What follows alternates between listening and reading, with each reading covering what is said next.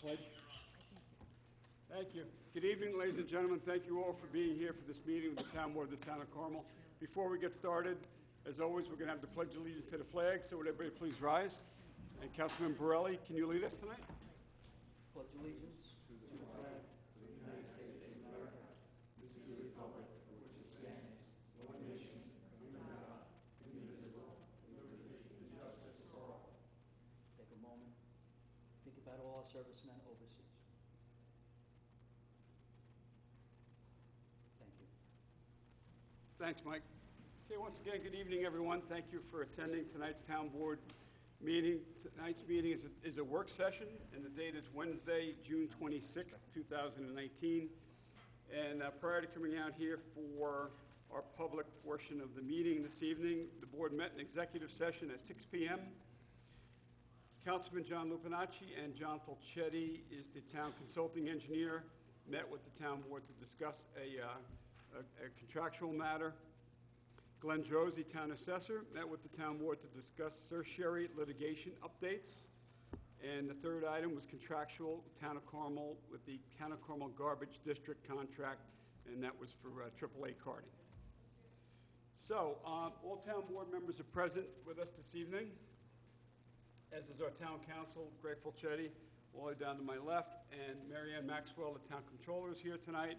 Marianne has the annual CAFR report, comprehensive annual financial report that she'll be presenting along with Alan Cassay from PKF O'Connor and Davies LLP. So that will be presented on the smart TV over here to my left, but Alan and Marianne will join us here up at the table. So without any further ado, the first item is the review of town board minutes of June 5th and 19th of 2019.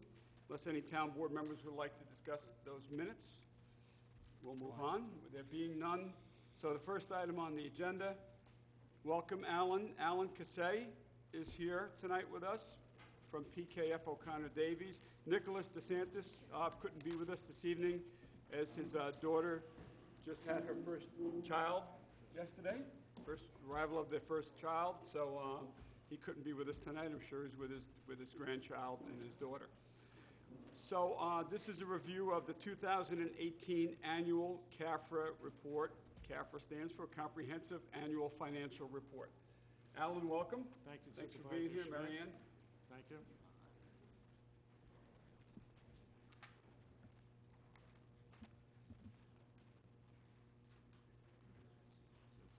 So whenever you're ready, Okay. you can start.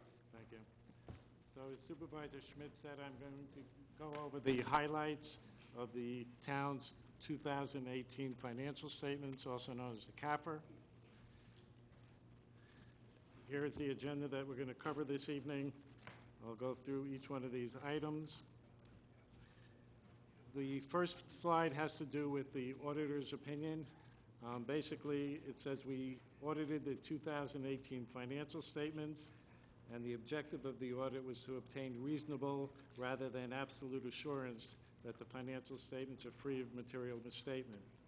The scope of the audit was to reduce the risk to an acceptable level, and our primary focus was not on individual transactions, but those areas in the financial statements that we were opining on taken as a whole. And based upon the audit, we were able to issue what's known as an unmodified opinion, also a clean opinion, and it's the best opinion you could receive. This is a general fund retrospective that goes back from 2015 through 2018. It's the fund balance section, and on the top of the page you have there are various components that make up your fund balance. The first one being non-spendable, which are the prepaid expenditures. In 2018, that amount was $372,000, and that consisted of mostly prepaid retirement amounts. The restricted fund balance are reserves established by the board, and you had two reserves at the end of 18, one for retirement for $200,000 and one for the employee benefit accrued liability, which is all the time that the employees accrue as they're working for sick and vacation, and that was $1,785,000. The actual liability at the end of 2018 was about $2.5 million. Then the board, through resolutions, committed certain portions of the fund balance. $400,000 was for future budgets, $1,500,000 for capital projects, and $150,000 for various purchases. These were established by a resolution, and they could be eliminated through another resolution if the board so chose. Then the assigned fund balance, you have about $500,000 purchases on order, which are encumbrances issued at the end of 18 for which you haven't received the goods and services at December, and $770,000 has been assigned for tax certiorari's in future years. So then you had your unassigned fund balance, which is basically your free and clear money, and that's $3.3 million, and that represents about 16% of the 2019 appropriations. The state controller usually recommends anywhere from 15 to 20%, so you're right there. That amount has increased since 2015 by the total fund balance has increased from 2015 from $2,172,000 to the $3,319,000 in 2018 by about $3.3 million over the 4 years. And this is the 2018 general fund, the budget to actual. This is a summary. You have your total revenues with the original budget, the final budget, and the actual. The actual results came in about $376,000 greater than the final budget.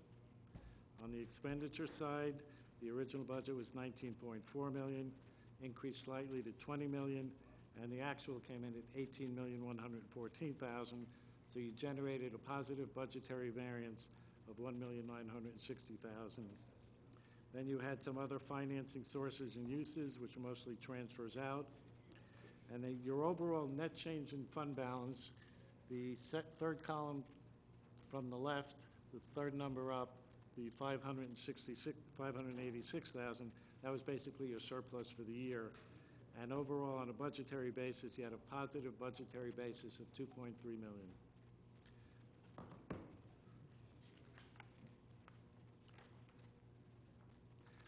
And this is a more detailed look at the general fund budget. Again, you had the original budget, the final budget, and the actual results. If you look in the variance column, you'll see some of the larger variances, both positive and negative. The first one being the non-property taxes had a negative variance of $45,000, and that was from cable franchise fees, came in slightly less than was budgeted. The departmental income had a negative variance of $36,000, and that was from building, zoning, and sanitation fees. And the positive variance, the licenses and permits, had a positive variance of $163,000. And then the state aid had a positive variance of $78,000, and that was mortgage tax. Okay, so overall on the revenues, you had a positive variance of $376,000, which is about less than 2% of the original budget. So basically, the revenues were budgeted very conservatively, which they should be, because aside from the property taxes, the town has no control over how the revenues are going to flow in. It's all based on the economy. Alan? Yes. Up here, just real quick. So the cable franchise fees, Yes. it was $45,000 less than expected? Mary Ann? Alan? Well, that's the total non-property taxes. So that most of that is cable franchise fees. Right. Okay. Non-property taxes also includes It also payment and includes- pilots that come in, No, that's payment in the in lieu other of taxes. taxes, right? So there's other things in there, but cable franchise fees did come in lower than budget. Okay. And there was a slight decrease from the prior year as well. In Okay, and 2017, there was $794,000. This year, $764,000. So, and on the that's because of the state, or is it, what is the decrease due? Like, is it because of the amount of cable users, or? I'm not- Yeah, pretty much, yes. Probably, Yeah. A Okay. lot of people are going to, their iPhones and so Yeah. forth, Yeah, Yep, okay, and they're getting away from cable, so. Netflix, Yeah. maybe, Okay. DirecTV, maybe, Okay, then we have the general fund expenditures, budget to actual. And the original budget was $20 million, the final budget was $21.7 million, and the actual came in at $19,737,000, and that generated a positive budgetary variance of $1,960,000. And the largest areas where you had a positive variance was in general government support, and that was basically spread throughout all the functions in the general government support, one of the larger ones being the contingency, which had a positive variance of $174,000. In the public safety, you had a positive variance of $874,000. $704,000 of that came from the police, and $151,000 came from safety inspections. Basically, in the police department, it's actually only $600,000 greater than the prior year, and in 2018, there was more overtime, and there were 3 retirees who were paid out their accumulated accrued time. The next area is the culture and recreation, which had a positive variance of almost $348,000, and that came from the parks area.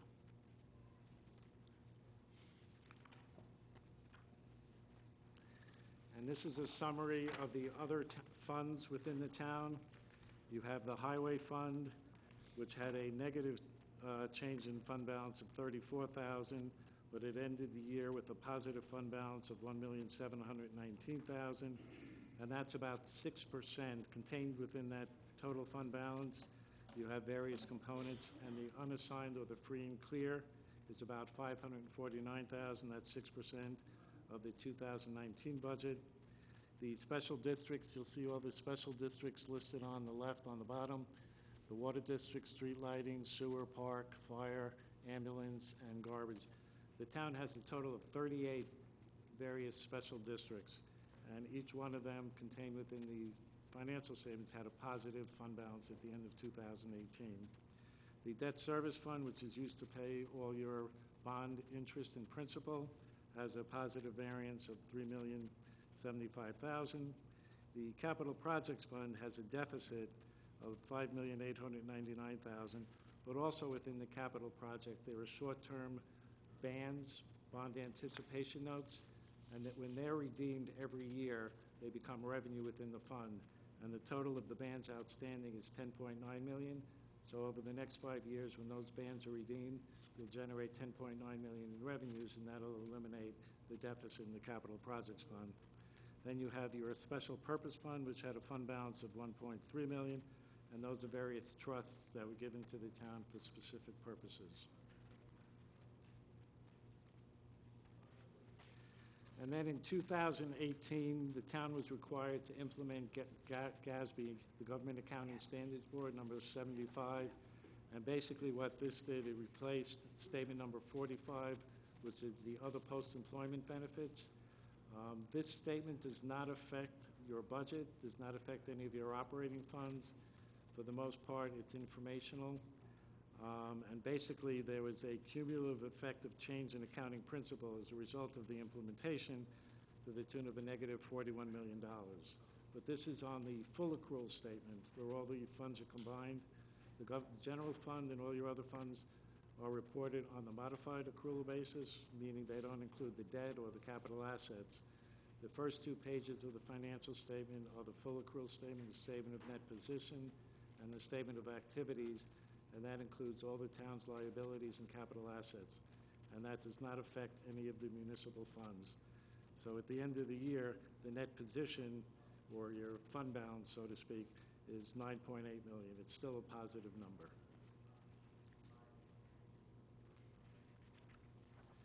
And just to summarize, we issued an unmodified clean opinion. The town has received their Certificate of Achievement for Excellence in Financial Reporting, the CAFR. This is the 26th consecutive year. The town has maintained the AA1 rating from Moody's, and the definition of Moody's for this rating is an obliger, has very strong capacity to meet its financial commitments. We also issued a management letter to the board. 2 comments that were reported in 2017 were corrected in 2018. One had to do with the dating of cash receipts, and the other one had to do with segregation of duties. So there were no material weaknesses in the letter. There were only 2 control deficiencies, and one of them had to do with the Justice Court. Bail in excess of 6 years is still being retained, but that number was $9,160. Last year was $31,000, so they've taken steps to improve that. The outstanding parker tickets at the end of 18 was $12,000. Last year, they were $42,000. So the town is addressing all the issues that are reported in this management letter that are considered control deficiencies. For the most part, it's information for the town board. And that's basically it. Okay, all right, great. Any Thank questions? you, Alan. Thank you, Mary Ann. So based on the data, the financial data that you all just heard this evening,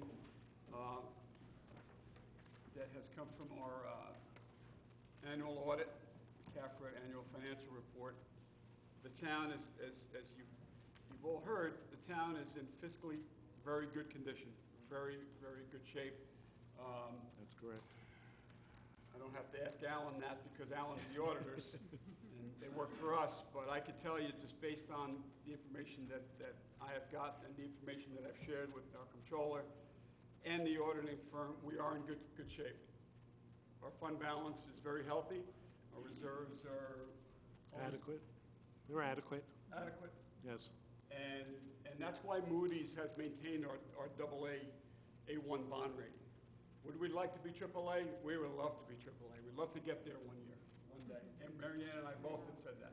You know, let's strive for that. Let's make it our goal to try to get a AAA rating. But, you know, there's not many around. There's not many municipalities that have a AAA. No, there are not. You can attest to that, right? Right. How many do you know? Maybe a handful in all of Westchester County. Okay. And that's, We don't have a large enough budget for them to even consider right, substitute AAA. yeah. And I think it has to, And I think that's a good thing, we don't want to get to that level. right, Right, right. exactly. Yeah. So we've achieved that, yeah. You have a solid bond rating, which means that when you do borrow, your interest rates are reasonably low. You have a solid bond rating. So I don't know if you guys heard, and Councilman Lupinacci just said, we've achieved the pinnacle of where we can get to is a AA1 bond rating, based on our budget. Yep. So, and the importance of having a rating as a AA1 is when we borrow money for capital projects, our interest, you pay very little in interest on your money. So it does benefit the municipality by being fiscally strong and in good shape. So, Just to piggyback on that, they did give us a negative outlook, probably, what was that, about 2009? in 2009. I think it yeah. was, you know, Yeah. so, and that's 2009. that's because our fund balances were going down, you know, and Right. we've been able to bring them back up, you know, to maintain that. Right, since we have such an outstanding controller.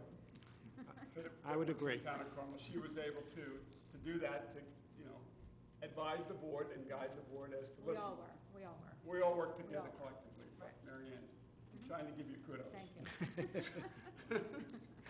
So thank you. There you go. Thank She you. does an excellent job. Thank you. Excellent controller. We're very fortunate to have Mary Ann. Thank you.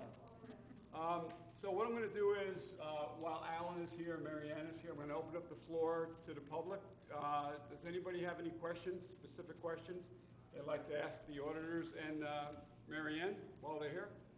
Now's your time to come up. If you don't, then sounds like you're all good with it, right? Okay. All right, so no questions. Okay. All right, Alan, Mary Ann, thank you so much. Thank you. Thank you. Yep, appreciate it. Thank you all for being here also tonight. All right, so next item on the agenda, number 2, Supervisor's Office, Joanna Torelli, Senior Typist, Senior Office Assistant, consider request to add part-time service credits to full-time status. So this is something that we've done for several times over the past 3 or 4 years, where our Yes. part-time, our employees that are now full-time have become, they were part-time employees hourly, and now they're full-time employees. They've applied for their credits for time that they had worked as a part-time hourly employee. So it's based on the amount of hours that you had worked, would translates into how much credit that you receive as a full-time worker. So Joanna Torelli had worked in the Recreation Department So in 2017, Joanna worked 169 hours. In 2018, she worked 665 hours. And in 2019, she worked 393.44 hours. So this has been done in the past where the board has approved the employees that became full-time employees, had credited them with their part-time hours. So does the board have any questions or comments about what Joanna is requesting from the board? We've done it for several employees over the past few years, and they're very appreciative of it. And the law allows us to do it, by the way. New York State says that if the municipality agrees or allows the employees to buy back essentially hours that they had worked as a part-timer to credit that towards their full-time status, that we can do. It's the option of the town, and we've done it in the past. I see no reason why, we wouldn't grant Joanna this request. Mike, you good with it? John? Jonathan, Susie? Okay. All right. So next item on the agenda, number 3, Mike Carnazza. Is Mike here? Okay, I can handle this one. Mike Carnazza, Building Codes Enforcer, consider requests for proposals for property cleanup and compliance. As you all are aware, that we do have homes in the community, unfortunately and sadly. There's abandoned homes, or what they call zombie homes, where the property is not being maintained. And in some cases, the banks or the lending agencies just aren't responding to Mike's requests to clean up those properties. So the town board has approved the building inspector's request to have the properties cleaned up. And the contractor, whoever does the cleanups, they're paid by the town to do that. And the town is made whole. There's levies put on the properties. So at the end of the year, we get our money back from the county. So the levy goes to the county at the end of the year. Then the county makes the town whole. So we get our money back. We're not out any money. And then the county then goes after the banks, if you will, to recover the cost that the county had paid to make the towns whole as part of the annual levy. So there's 2 properties, 105 Longdale Road, that's in Lake Cassie, and they need to have the contractor clean all litter debris, mow, weed whack, clean up, below the property. The grass is extremely long and unsightly. There's a car in the driveway, but they're told nobody lives there. 39 Colonial Drive, same kind of issue. We've tried to get compliance from the banks, and the bank in this case just hasn't replied. They just let these properties go, and it's a shame that they, in my opinion, they should sell them sooner rather than sit on them for years and years and not do anything with them. But the lawn needs to be mowed, weed whacked and raked, blown, brush piles need to be removed, and there's rubbish on the property that needs to be removed as well. So there's 2 properties. Again, we've done this many times over the years, and we've always granted the building inspector to go out and have these properties cleaned up because the town is made whole. We're not out any money. Town board, any questions, comments, concerns on these 2 properties? Nope, get them done. Nope. Okay, number 4, Jim Gilchrist, Director of Recreation and Parks. Consider change order number 1. This is for airport park upgrades for contract C-252, and this is no cost to the town. Jim? Sure. Yeah, this is regarding Phase 1. This is our first change order, and we're very fortunate it's not a financial change order. It's for time. So we're about a month behind. They were supposed to be finished, I think it was on June 7th. Looking to do an extension until July 7th. And we're planning on having Phase 2 come in on July 10th. So we're right on track with that. If you look to the 3rd page, or let me see, the last page, you'll see the areas that we've negotiated. This would be Inside Engineering and myself have negotiated with the contractor to go over different items. So it's a smooth transition from Phase 1 to Phase 2. So the contractor has agreed to it all. He signed it. Inside has signed it, and we're just looking for the town supervisor to get authorization to sign it. Okay. You're not worried about it cutting it so close? They're going to be done? No, they're working their way out of the facility right now. We did hit rock today. We hit some ledge on the championship-sized field. So that's going to be a little time there, but it's not a lot. It's just so that they're already accounting for that. We have a rock contingency in the budget to cover. I think it was I forget the amount, but we'll be fine with that. Weren't they bringing fill from the high side to the low side, and the champion field is on the low side? Yeah, Oh, down. for the drainage. Yeah, on the Hit the rock for the back drainage. end. Got it. So it was a Got it. knob of rock that they Yep, hit. yep. And you'll see some of the other rock, I've been displaying it throughout the park. You'll notice on the entrance, it's similar to a Baldwin Meadows look when we come in. So when you guys get out there, you'll see, we looked Saw at, that's something, I was right? here Nice? today, yeah. Yep. That's So we're gonna have massive rock. the Rotary Club is gonna be planting some trees and some plants around it for Arbor Day. We delayed that a little bit. And then we have a pile of rocks down below where the building would go, and we're gonna put that between the county and the town property as a, kind of a break point there. When did we start this whole park? How long ago? What do you mean, I the just construction want to work? tie in something else, because while you're here, I want to ask a question. Sure. Because the We public's started been this, asking we me some started this questions. project in the fall. In the fall. We did tree No, clearing. that's okay, that's it. Just, Yeah. I know. I think it was, and we shut it down for the When winter. did we start the tennis court project? That was done early fall, Okay. and then shut down for negotiations back and forth, and we Tennis court started up done in... yet? No, no, no. The weather has affected both projects on certain aspects, but, Weather was affected. Let the tennis court yeah. contractor know that this board's not happy. Yep.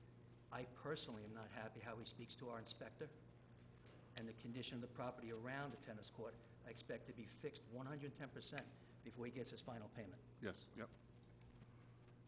Jimmy, when is he expecting it to be ready? Because, Which project we talking about? I'm talking about Sycamore, the tennis basketball courts. As we were all aware, it was not going to be done by the first day of camp. That would be the final coating of the tennis courts. Our goal is to try to get blacktop on these courts. The fence posts are all up. The item floor is all in, rolled, laser leveled. The footings are in for the basketball units and the tennis posts. So hopefully, they can get a binder coat to come in, before the end of this week. Camp starts on Monday. Now, did somebody go out to make sure that it's all right before they put on the blacktop and everything? Like, do we have, The engineering department was out there for an inspection. We had the Sport Tech put in for a payment rec for the subsurface. So an inspection was done, and there's been discussions back and forth between the engineering department and the contractor. Make sure the engineering department wins. They were out there. They were out on site. I'm not happy on this. This tennis court's a joke. It's been a joke from day one, what we paid for it. It's been a joke from day one dealing with this contractor, and it's been a joke getting it finished. So, anything else on the airport? No, I just wanted to point out that we're building an entire park. Yes. for as long as it took to do a tennis court that was already there. Yep. For $500,000. You finished it? All And- right. Board, Jonathan, Susie, any questions for Jim? nope, thank you. And Ken, you have all the announcements for this big weekend coming up, right? We have with e-waste and E-waste, Sand- yeah, I have that. Sandblast Saturday and all that, and the concerts. E-waste, the concert. Good, okay. Yep, what was the other one, Sue? Sandblast Saturday. Sandblast, you'll do that one, right? If you have it. Okay. You have the flyer or not? Yeah, I'll give it to Susan. Leave the flyer, give it to Susie. I'll do the e-waste. Got it. Yeah. Thank you. Got any other now, anything else? John, Thank you. all right, thanks, Jim. All right, good night. All right, next, Police Thanks, Chief. Jimmy. Thanks, Jim. Police Chief Mike Kazari. Chief? Okay, consider request to authorize payment for repair and restoration of our police boat that patrols Lake Mayapack. Good evening. Chief, how are you? Good. So at the end of the boating season last year, I had the boat cleaned and power washed. The vendor that was doing that work had me come and take a look at all the gouges and deep cuts that were in the hull. So I made some inquiries as to who specialized in that type of repair. Jimmy's Marine World was recommended. He does work for numerous boats on the Hudson. Notably, Tarrytown's police boat gets repaired annually by him. So he began the work. When he started the process, he called me, had me come down to look at, there's cracks all underneath the lettering, so it wasn't just fixing the patches, patching the gouges and the deep cuts. There was compromised areas throughout the entire hull. So he recommended that we re-gel coat and sand the entire hull and refurbish it. So I went ahead and authorized him to go ahead, refurbish the entire hull. While he was at that, we would always wanted to put a tow bar on the back, so we had him add that, and he replaced the non-skid along the gunnels, because that had all peeled off after all these years. So that came out to, with all the labor that, $7,000 in labor of all the sanding and all the work, came out to $15,113. Okay, all right. Chief, I went down and looked at the boat at the marina. It looks fabulous. It looks like the day it was delivered, because I was at the marina when it was delivered back in 2004, and it looks fantastic. So Jimmy's Marina did a great job on it. The cowling on the engine looks great. So he is going to get the decals for it at some point? I stopped at Putnam Window Tint again yesterday and asked Jimmy Murphy, because I want to put something on the cowling, police on the front, and the other striping down the side that we had spoke about. So I'm waiting on Jimmy to get the material. I don't know. Even if you put like your logo on each side of the cowling, just to sort of something on Just it. across the back would Yeah, be nice. or Yeah, I across the left back. that out, that the cowling was broken, the seat Yeah. was ripped. Yeah. Yeah, the boat was in very poor shape. No, It was in poor shape. Yeah. What bothers me, going on your last paragraph here, it was a $42,000 investment. Came out Okay. to 60 if you include the engine. Excuse me? I think it comes out to 60,000 if you include the engine, sir. Who paid for that boat? Well, that came from the people want- around the lake. I The want the lake, public to know that. the lake committee paid for that Okay. boat back in, So that didn't come out of taxpayers' money. well, The the Lake Park Lake District. Mayapack Park District, the Yes. residents around the lake bought that boat. Yes. Same people that wanted to pay for the geese last week. The But- same people that buy the buoys and take care of the lake, yes. Now, my question is this, Yes, sir. the last sentence. Our $42,000 investment that was bought by the Lake Mayapack Park District was left trailered at Sycamore Park and not maintained for several years. Yes, sir. In the future, is that going to happen? Well, now, going forward, when the boat comes out at the end of the season, before it's wrapped, I want it cleaned and inspected. Any cuts or gouges, the local marina can do small work. So we're going to take care of it before we wrap it and make sure that it's maintained We will properly. have somebody shrink wrap it and wrap. I'm asking you this as a boat owner, and I'm not Yeah. disputing the 15,000 because I just spent 5,000 Well, it was, doing exactly it what you was did. wrapped, Nowhere near that bad. it was wrapped years ago when it came off, and then the Because it wrap was cut so that they could get the Because it was buoys left out. somewhere and no one was checking it. It was just abandoned. It was abandoned, Okay. yes. Yeah, So I Mike, just, so people that know, Yes, that's the reason why. It was abandoned and left. all right? You know, Because and that's not there's good. a lot of comments lately about rich people that live around the lake, and I want everyone to understand that was bought by those rich people around the lake for the taxpayers. I don't believe that all the people around the lake are wealthy. And I, for one, would like to have it taken care of in the future, so we don't let it go down to that type of, Absolutely, and we're working on the engine. We want to get some different bids on fixing the engine and taking care of the boat going forward. thanks, and let's keep the repairs local. Well, we want to make sure that the engine gets fixed right. But since someone's not going to be driving it, we shouldn't have any more sorry, Kenny. Yeah, that wasn't him. I think he got gouged in the parking lot. I don't think he got Probably gouged responsible on the for some water. of I'm sure I was for some of those. yeah, Mike, I had the same, mine was actually underlined regarding it being left at Sycamore and not maintained for several years. I'm with Mike Borelli, that can't happen again. I mean, Yeah, you I would give the wouldn't big- have left the boat there. I would have taken it out So- every year so and put it on the where- lake. And that's what I did Right. when I took over, was I had it taken resurfaced and put back on the water, even though we weren't using it.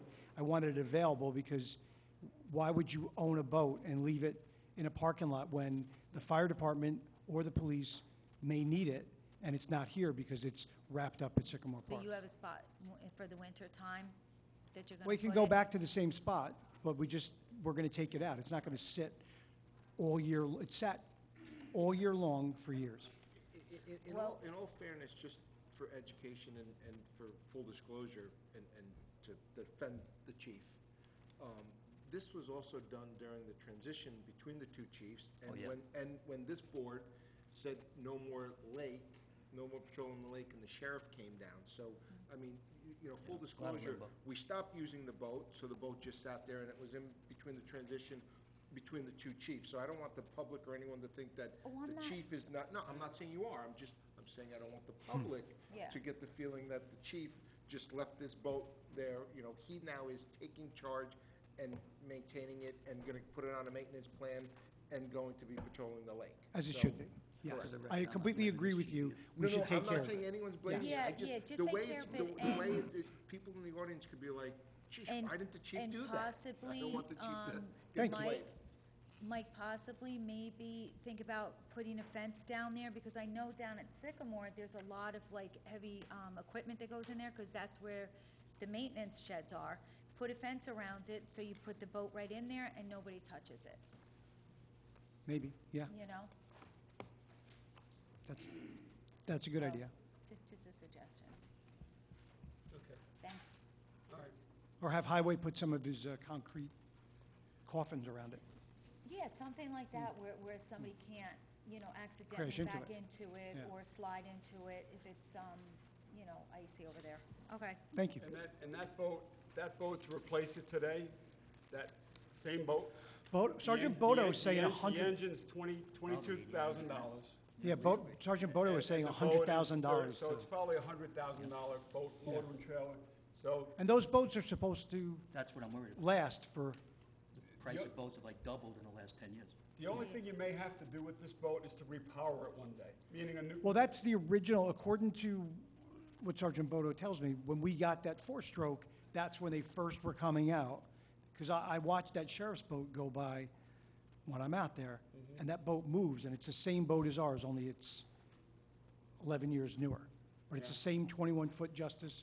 It's got a four-stroke on it, about the same 225. But their We boat always- moves. We always knew when we bought that boat is that we'd have to repower it one day. It's 15 years now since we've owned it, and the motor's still good. Well, So- I want that motor checked by, Right. someone like a really good, Kenny is good, but I want someone to give us a price on, is there something they could do to tune this up? Yeah, Make sure the right prop, because it runs, as you learned from when you were on it, it runs better on the Yamaha prop, and much It's- better. we Yeah. need to make sure that we have the right parts. Yeah, Chief, who's the memorial, I saw the install the memorial plaque. Who is that for? Oh, Petropaulo? Yeah. Oh, isn't For that Gary, sweet? yeah. Yeah, that's originally why I cleaned it up, because it looked like horrible, gonna and be on then we the boat? discovered On the boat, it yeah. had all cracks in it. That's really sweet. Okay. Getting old. All right, before I get kicked. Get out I'm of here. not kicking you yet. No, not That's you, when they no. start kicking Thanks, you. Chief. You gonna Thanks, stick, Thanks, you Mike. gonna stick around? Thanks, chief. Yeah, stick around. Sit over there in the corner, Sit in the right? corner. All right, next item, Rich Franzetti. Rich here? Yes. All right, Rich Franzetti's here for 6, 7, and 8. 6 is consider request to accept proposal for concrete repair at the Carmel Town Hall. It's the north entrance to this building where you come in that side, the concrete's in horrible condition, it's scaling. I don't want to cover the whole item because Rich is here to cover it, but go ahead, Rich. Keep That- going. One of the reasons why Shortens my talking. we're fixing the concrete, but go ahead, Rich. So at the request of the supervisor, the engineering department developed an RFP to obtain pricing for concrete repairs at the north entry way of the town hall. It was sent to 4 masons. Of the 4, only one proposal was received from John Astrologo. One proposal not being optimal, Supervisor Smith sought additional pricing from CK1 Construction Corp.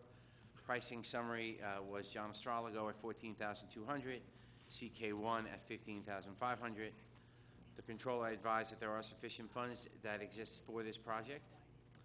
John Mastralago has performed several projects for the town in the past, which was inspected by this department. We've always been satisfied with the workmanship, materials, and performance. We recommend that the project be awarded to John Mastralago for $14,200. Oh, no, meeting one, okay, Susie was just asking about not being optimal.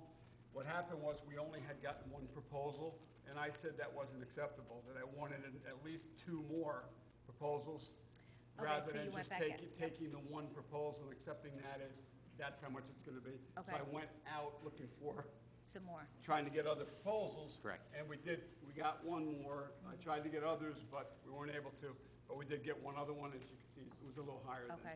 So just to make sure that the price that Astrologo gave us Was fair. was fair. Yep, Yeah. got it. So, because the second one came in a little higher. Okay. Long overdue. Oh, That's a absolutely. lawsuit waiting to happen. Mike, this side has to be done too, but we can't, Lawsuit waiting to happen. we can't do them both at the same time, yeah. Yeah, so that's got to get done. It's And- on the and north side John- entrance of it. I know John's work. I mean, he's getting old, but his son will make sure it comes out right. Oh, Well, his son is doing work for him, and he does do What good I work supposed to also. say? Did I say that wrong? Yeah. yes, you Sorry, did. John. Yeah, you did. Is that your monologue? So this side, the south entrance, is gonna get done next year. We can't do them both at the same time because people have to get into the building. So that one, you'll see that one come up next year to redo that side. Okay, Rich, go on to the next one, please. Number 7, consider request to accept proposal for the preparation for the Town of Carmel Comprehensive Plan, including code revisions. Tom, listen up for this one. There was a resolution on April 17th by the town board authorizing the department to issue RFQs to prepare an updated comprehensive plan and prepare revisions to the existing town code. The RFQ was advertised on April 18th. Responses were received by the engineering department on May 31st. The RFQ was posted on New York State BidNet, and 17 copies of the RFQ were requested.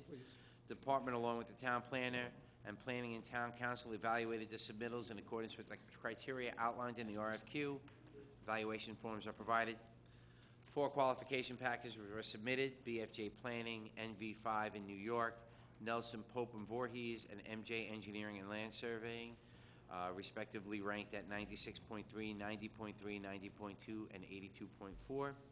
The RFQ identified that based on the evaluation of submitted quals, that 3 respondents will be selected for town price proposals and interviews. It's recommended that the 3 respondents, the higher ranked ones, be selected for price proposal, and they include BFJ Planning, NV5 New York, and NP&V, which is Nelson Pope and Voorhees.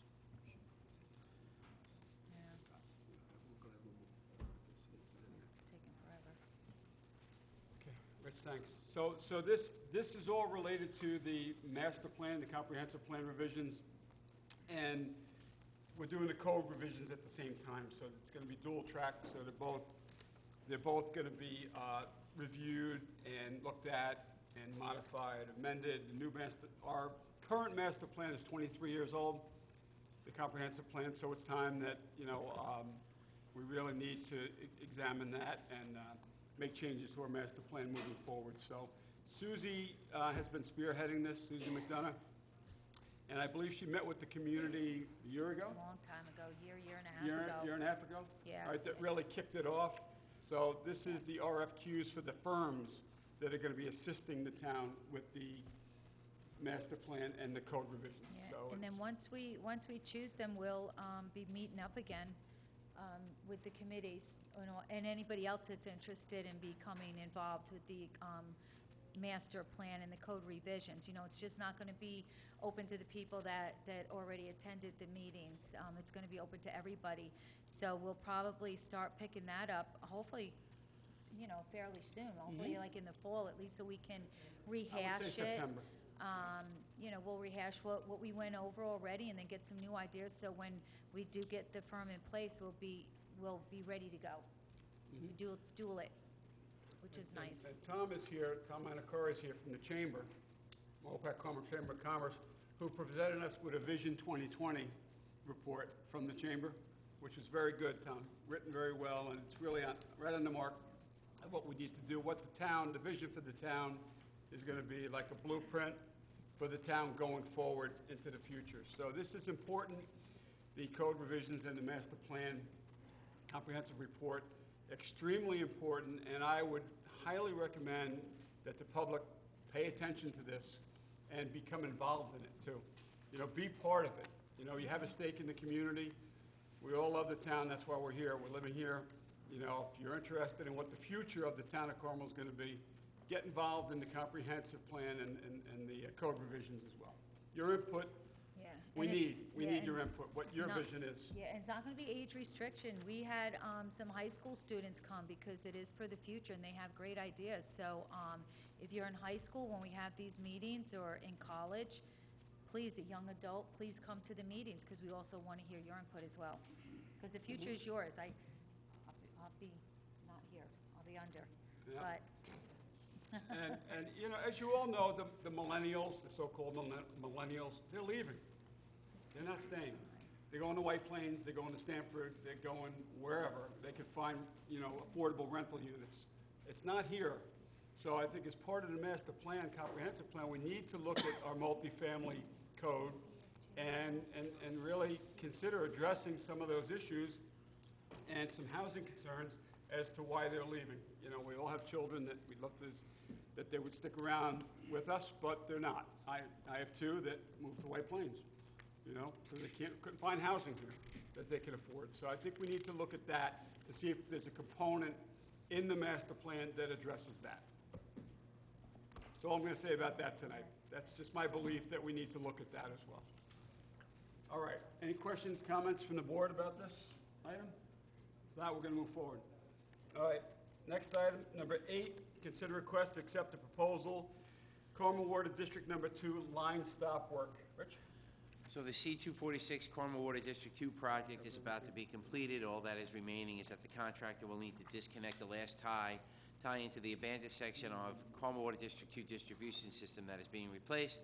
The cutoff point is at the intersection of 301 Fowler and Ridge Road, which is the local low point of the system. And the email outlined by JRFA, valves in the area are not able to be closed so as to be able to isolate the system. And there's a map provided which provides the location of valves that are being discussed. Valves at Fowler, Ridge, and 301 immediately upstream of the cutoff either leak or are inoperable. The next valve upstream is at the intersection of 301 and 52, which also leaks. The only known operational valves are at 52 and 6 to the south and 52 Fowler and Vink. Shutting those valves off would likely stop water flow within the hamlet of Carmel for an extended period of time, as it would take time to drain the system in this area. The alternative is to install a line stop immediately upstream of the proposed cut. The process does not require the valves to be turned off and will maintain flow in the remainder of the system. Proposals were received for this line stop work. A company by the name of ProTap out of New Jersey and Cook Excavating came up with a total estimate of $15,522 and legacy supply of $19,000. As the issue at hand is an operational issue and not a capital project issue, the line stop should be paid out of the repair funds. There are sufficient funds in the budget for this work. In the interest of completing C-42-6 project and avoiding possible time extension requests, we respectfully ask the board move forward with approving this request. Okay. Rich, any board members, any questions, comments, concerns with respect to the request for this tap, Carmel Water District Number 2? Two Mike, bids. you have Two any? bids, Kenny, right? 2 bids, yeah. Yep, 2 bids. A little bit of ProTap and Cook Excavating. Jonathan? Okay. Susie? All right. Okay. We have a lot of people, you know, asking why we always have the same people doing repairs on water districts. Well, Well, he's a low bidder There's here, a reason why. and he's probably the best. Yep. Agreed. Okay, thank you, Rich. Thank you. Okay, next, Mike, you're up. Okay, Mike Simone, Highway Superintendent, is considered request to authorize payment for emergency repair to truck number 33. Evening, Mike. Good evening. Truck number 33, we've had it apart now probably 2.5, 3 weeks, and found out that the lower block, the aluminum block, is leaking, and we see corrosion, and we went out and got estimates on rebuilding basically a motor here. It's in my shop right now, all apart. These are the 3 quotes, and I'm asking to go out and purchase from Ben Funk all the parts we need to get this truck back on the road. Okay, all right, good. So the highway superintendent got 3 quotes for this work. The highest was $15,000. The next one came in at $12,500, and the low bidder, Ben Funk, is $12,380.89.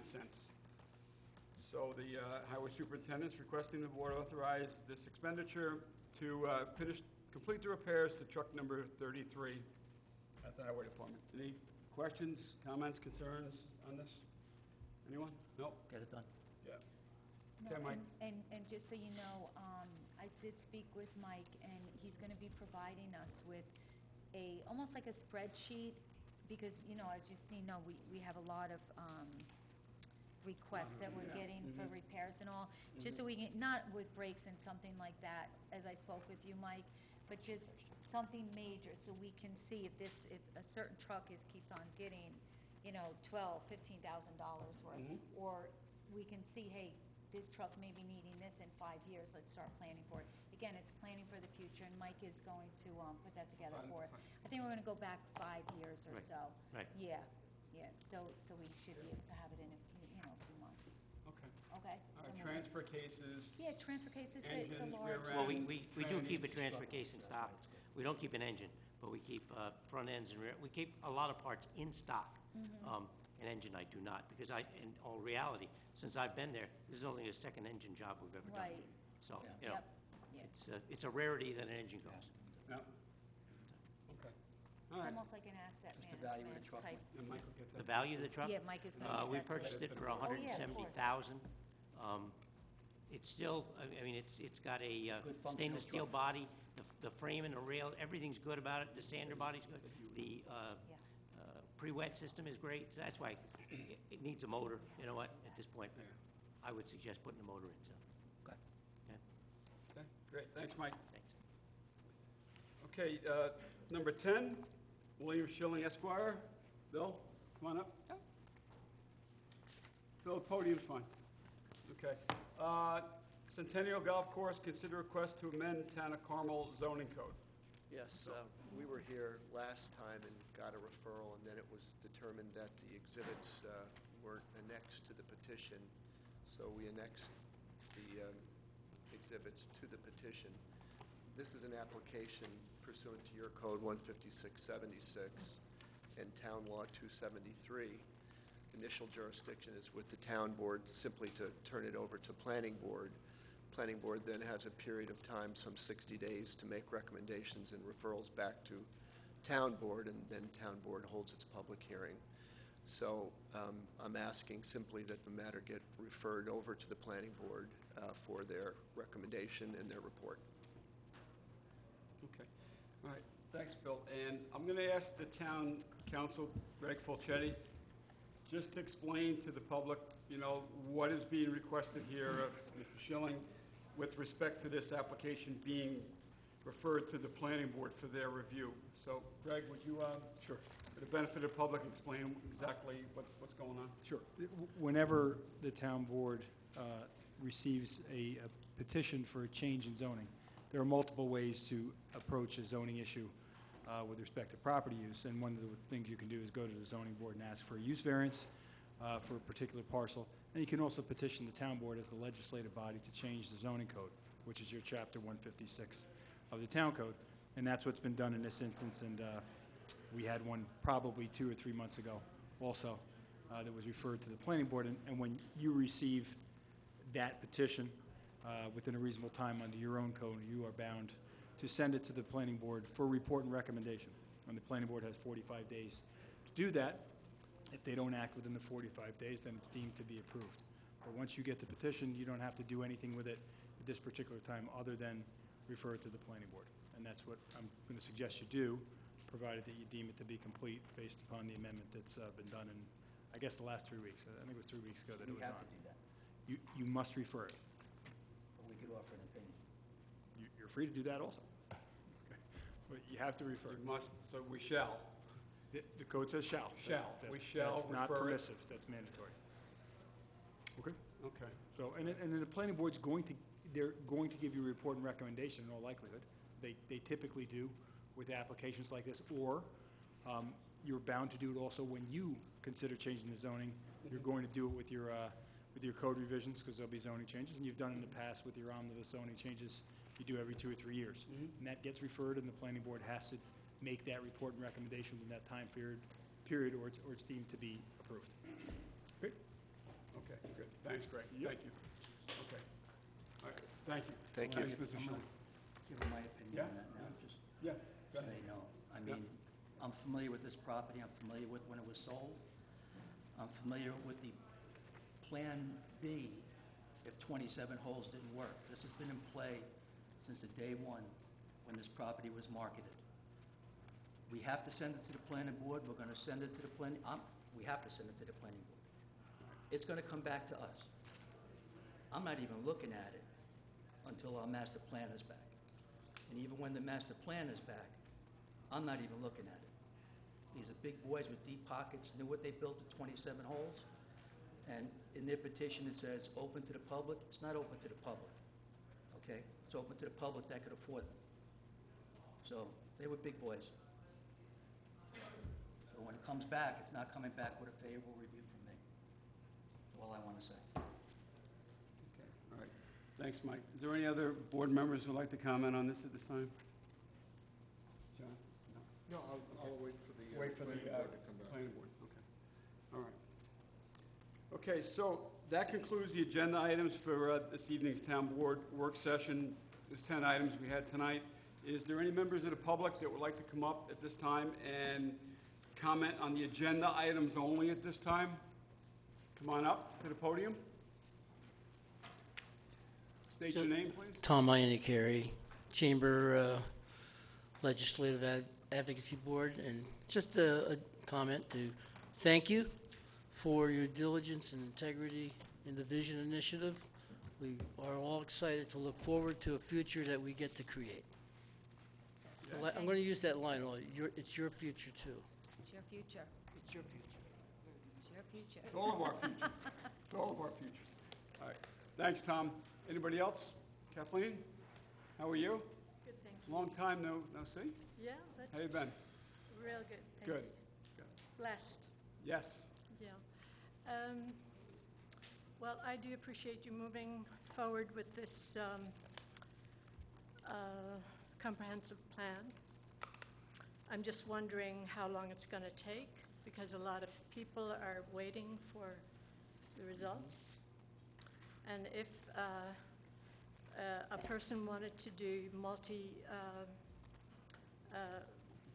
multi-purpose, change their building to, like our building, for instance, to multiple use, how long would that take? How long is this process going to be? A lot of people have been waiting a very long time for this. I mean, I put in a letter a couple of years ago now, and this has been passed in the planning board since 2016. I really appreciate the good news that our town is doing so well. And Kenny, you've worked hard, and I appreciate all the six different times that you've ran for this office, and you've done a fantastic job, and I'm very, very pleased with the work that you've done. But I'm just wondering how long this is going to take, because a lot of people have run out of time. Yeah. Typically, these things take time. You know, when a town undertakes a major. At least 1 Oh, year. I'm sorry. Yeah, I'm sorry. I'm looking. Greg? So the proposals that came in indicated the schedule to do this, depending on who's chosen, anywhere from 12 to 18 months to complete everything, and then you go through the secret process afterwards to do the adaptation or adopting of said code and revisions. So it is a process, and it's state mandated at the back end of it. So how long it takes them to do the work up front really is driven by the committee that's here, that's going to be led by, I guess, Councilwoman McDonough or town board members at the time, who are gonna meet with the stakeholders. It's driven by that, and then it takes anywhere from a year to a year and a half, based on what I saw in the proposals that came in. And that's just to get the paperwork done. That is just to get the paperwork done, then it needs to be reviewed and approved by a town board, and then go through a secret process, and the code needs to be adopted and revised accordingly.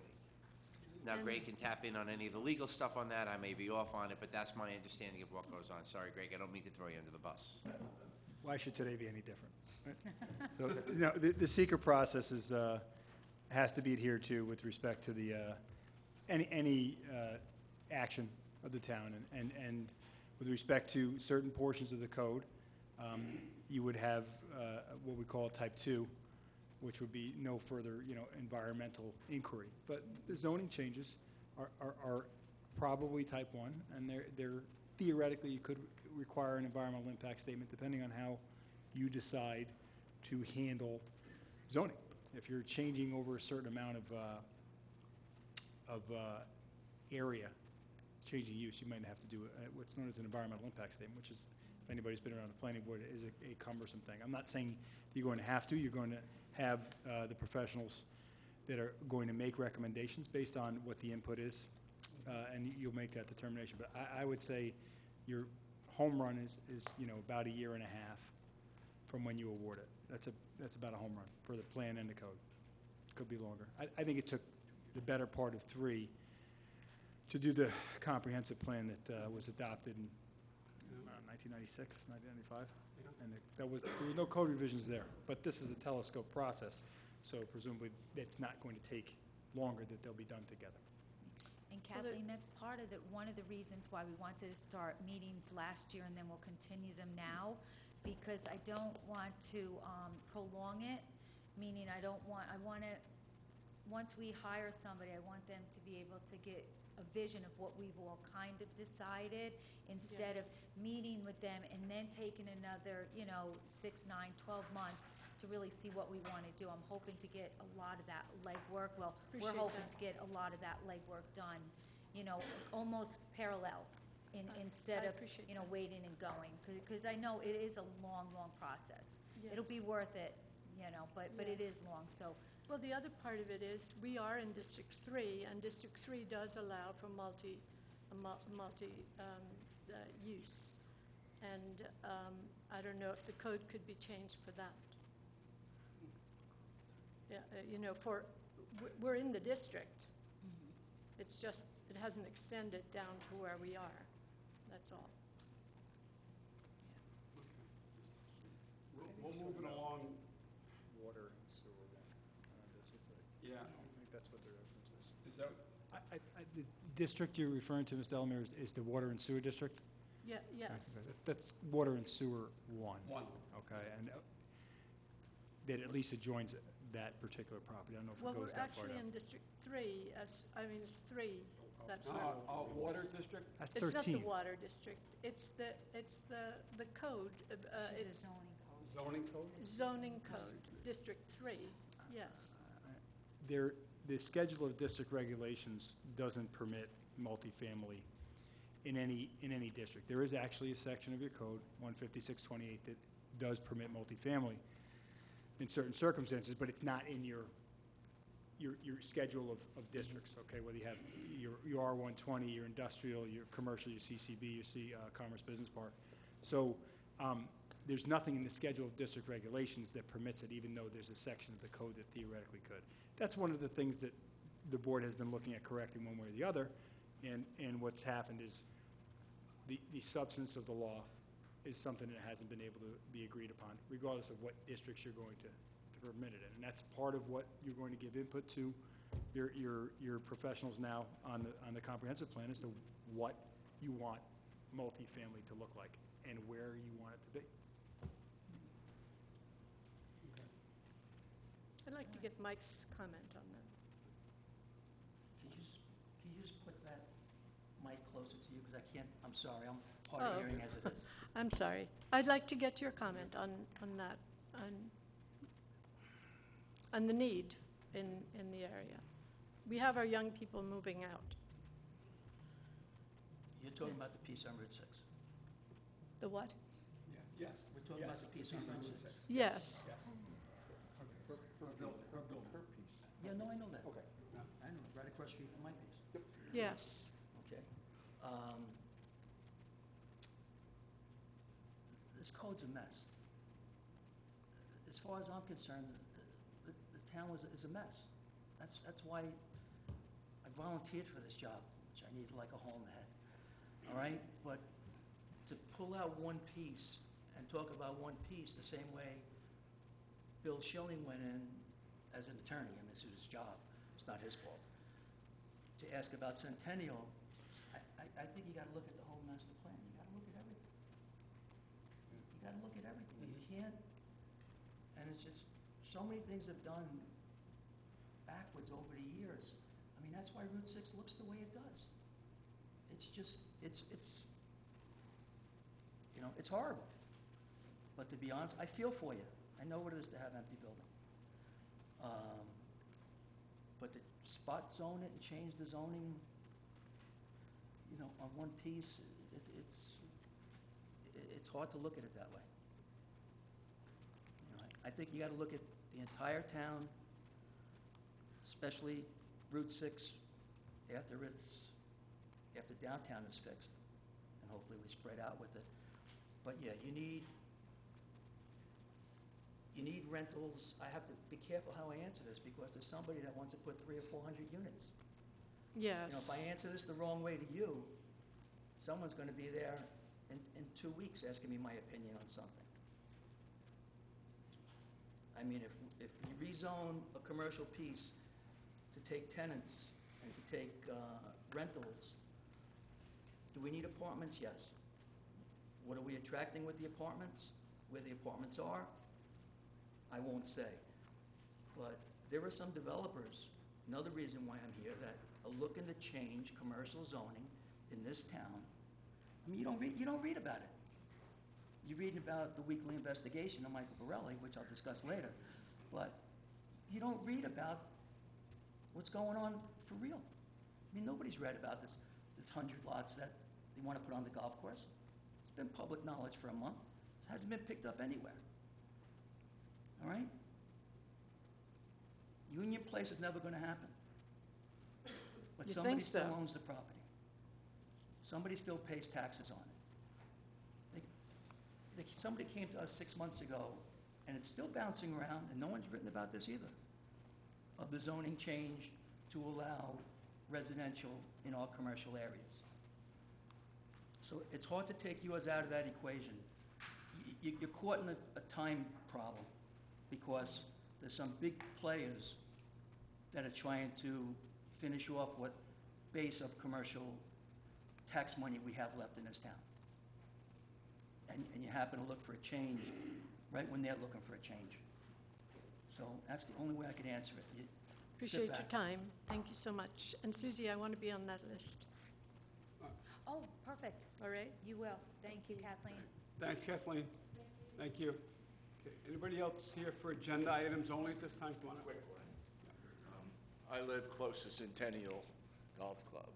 I was there when they built the original one. Lots of promises were made to the community that were never followed through on. We're very concerned about things like traffic, water. I could go on, but the point of it is we want to make sure that there is a public hearing and the public is given the opportunity to be heard on this, because it is a major concern. So Greg, they're going to planning board, right? So they would go, so I think you'd go to And when are they going to planning do board. that, so we have some idea? The planning board is going to review it and make their recommendations. If you're considering the application, the petition for the zone change, you do have to have a public hearing. So they're not Maybe- heard at the Oh, planning so they board. can't go to the planning No. board. They and can certainly involve- go to the meetings when it's being discussed. Those are not necessarily scheduled public hearings. Yeah, Whether they whether won't allow input at that meeting. Correct. You will have the input at the legislative side if the board considers enacting them. So, They're not going there for a site plan right, and a review. They're going there for an opinion to send Correct. back to us. so you will have it, and it will be notified so that we can come out and If you're voice our going to consider it, concern. you have to. Thank you. Thank you. We have some good people coming on the planning board, too. Shocking. Here he is again. John Butler from the Hamlet of Carmel, and I want to address item number 10. I happen to actually neighbor Centennial Golf Course on the fairways. It's literally in my backyard. I'm sorry they all bailed. I don't blame them, but they left. I actually am complimentary of Centennial. It's a fantastic facility. It's professionally run. It was built in an amazing fashion. It literally is in my backyard, stone wall. We have the occasion, myself and our two neighbors, happen to be the closest of anyone bordering Centennial to the actual fairway. We're on a par 3. We get the occasional upset, inappropriate language from someone who hit the ball into the pond, but that's okay. We like that. He's looking right at you, Greg. Was that you? Did you slice one? I actually I do have a video of, I have a camera out there, you're on it. Not I. We'll talk about that later. Fancy photoshopping and editing. If I it's have me to with a deal- golf club, Councilor Lupinacci will say it doesn't happen. I have to deal with the condition of my lawn, my grass, juxtaposed to the finest turf you could ever find, but they never come over and help. So anyway, our relationship, it goes 20 years back with Centennial, is nothing but they happen to be back there and they seem to do the right thing. So then we come into this situation where, we have the potential cluster housing and so on and so on and so forth. I get it. I don't want to even discuss the merits. It's going to come later, but I want to talk about some technical issues here, again, in terms of the petition itself.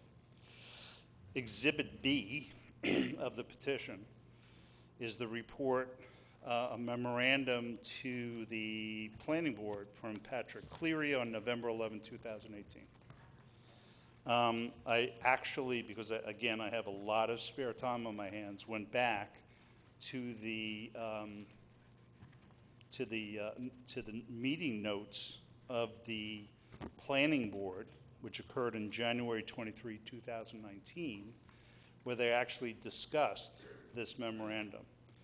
What I just wanted to point out quickly is a couple of points in here that I do want to mention, but right at the second paragraph of the meeting notes, it states that Mr. Cleary, the author of the memorandum, just to be clear, this is this, and this was the chairman, I should say, was questioning Mr. Cleary, and said, Mr. Cleary, just to be clear, this is the same issue you, meaning the planning board, took up about 2 years ago, and you sent a recommendation to the town board, and for whatever reason, never advanced that application. Next sentence, they've, the town board, come back to you and said it's time to look at that again. Interesting. So the date of that again was January 23. On February 6th, a mere 2 weeks later, I was here. And I asked about this memorandum. I was very concerned and upset about it. And the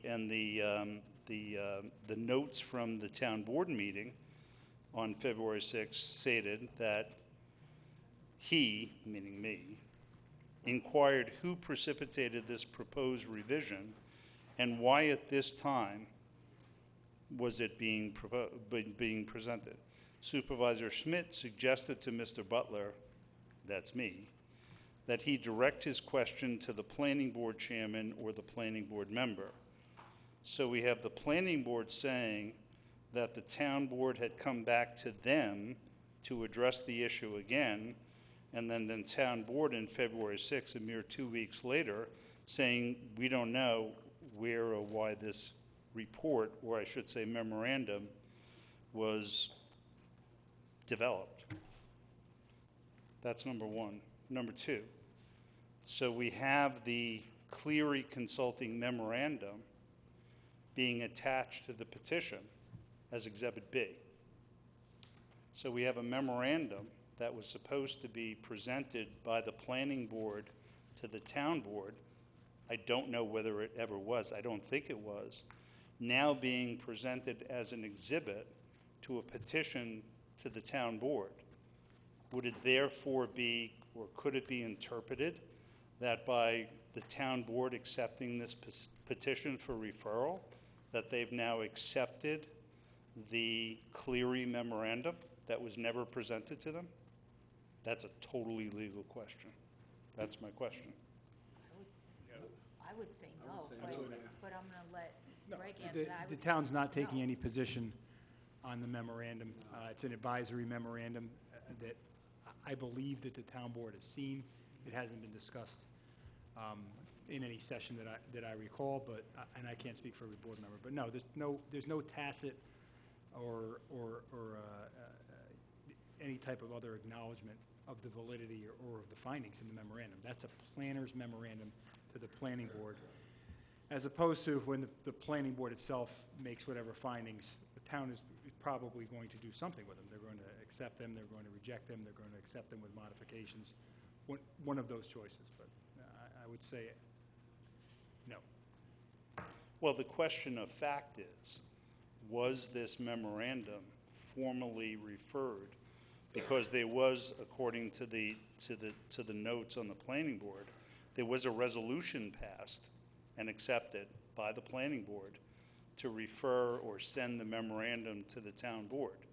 The question is, was in fact that done? I don't remember it. Wasn't at the planning board meeting. And if the planning Well, it's board- in the note. It's in the minutes of the planning board session of January 23, 2019. No, we didn't do a resolution. I see what No, you're saying. not you. Planning board. Yeah, the Planning board. planning board, yeah.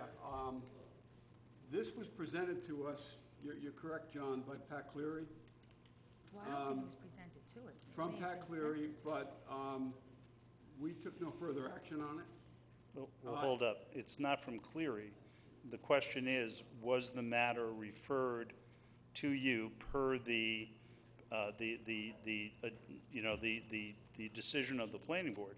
Was this memorandum sent by the planning board as a board to the town board? That's a good question. Yeah. I'd have to go look back. I don't remember it. I mean, I remember seeing it, but I don't think it was sent to us Greg, from do the you planning recall, board. John, Uh, we've You had have a this good memory. conversation privately. I'm going to say it now publicly.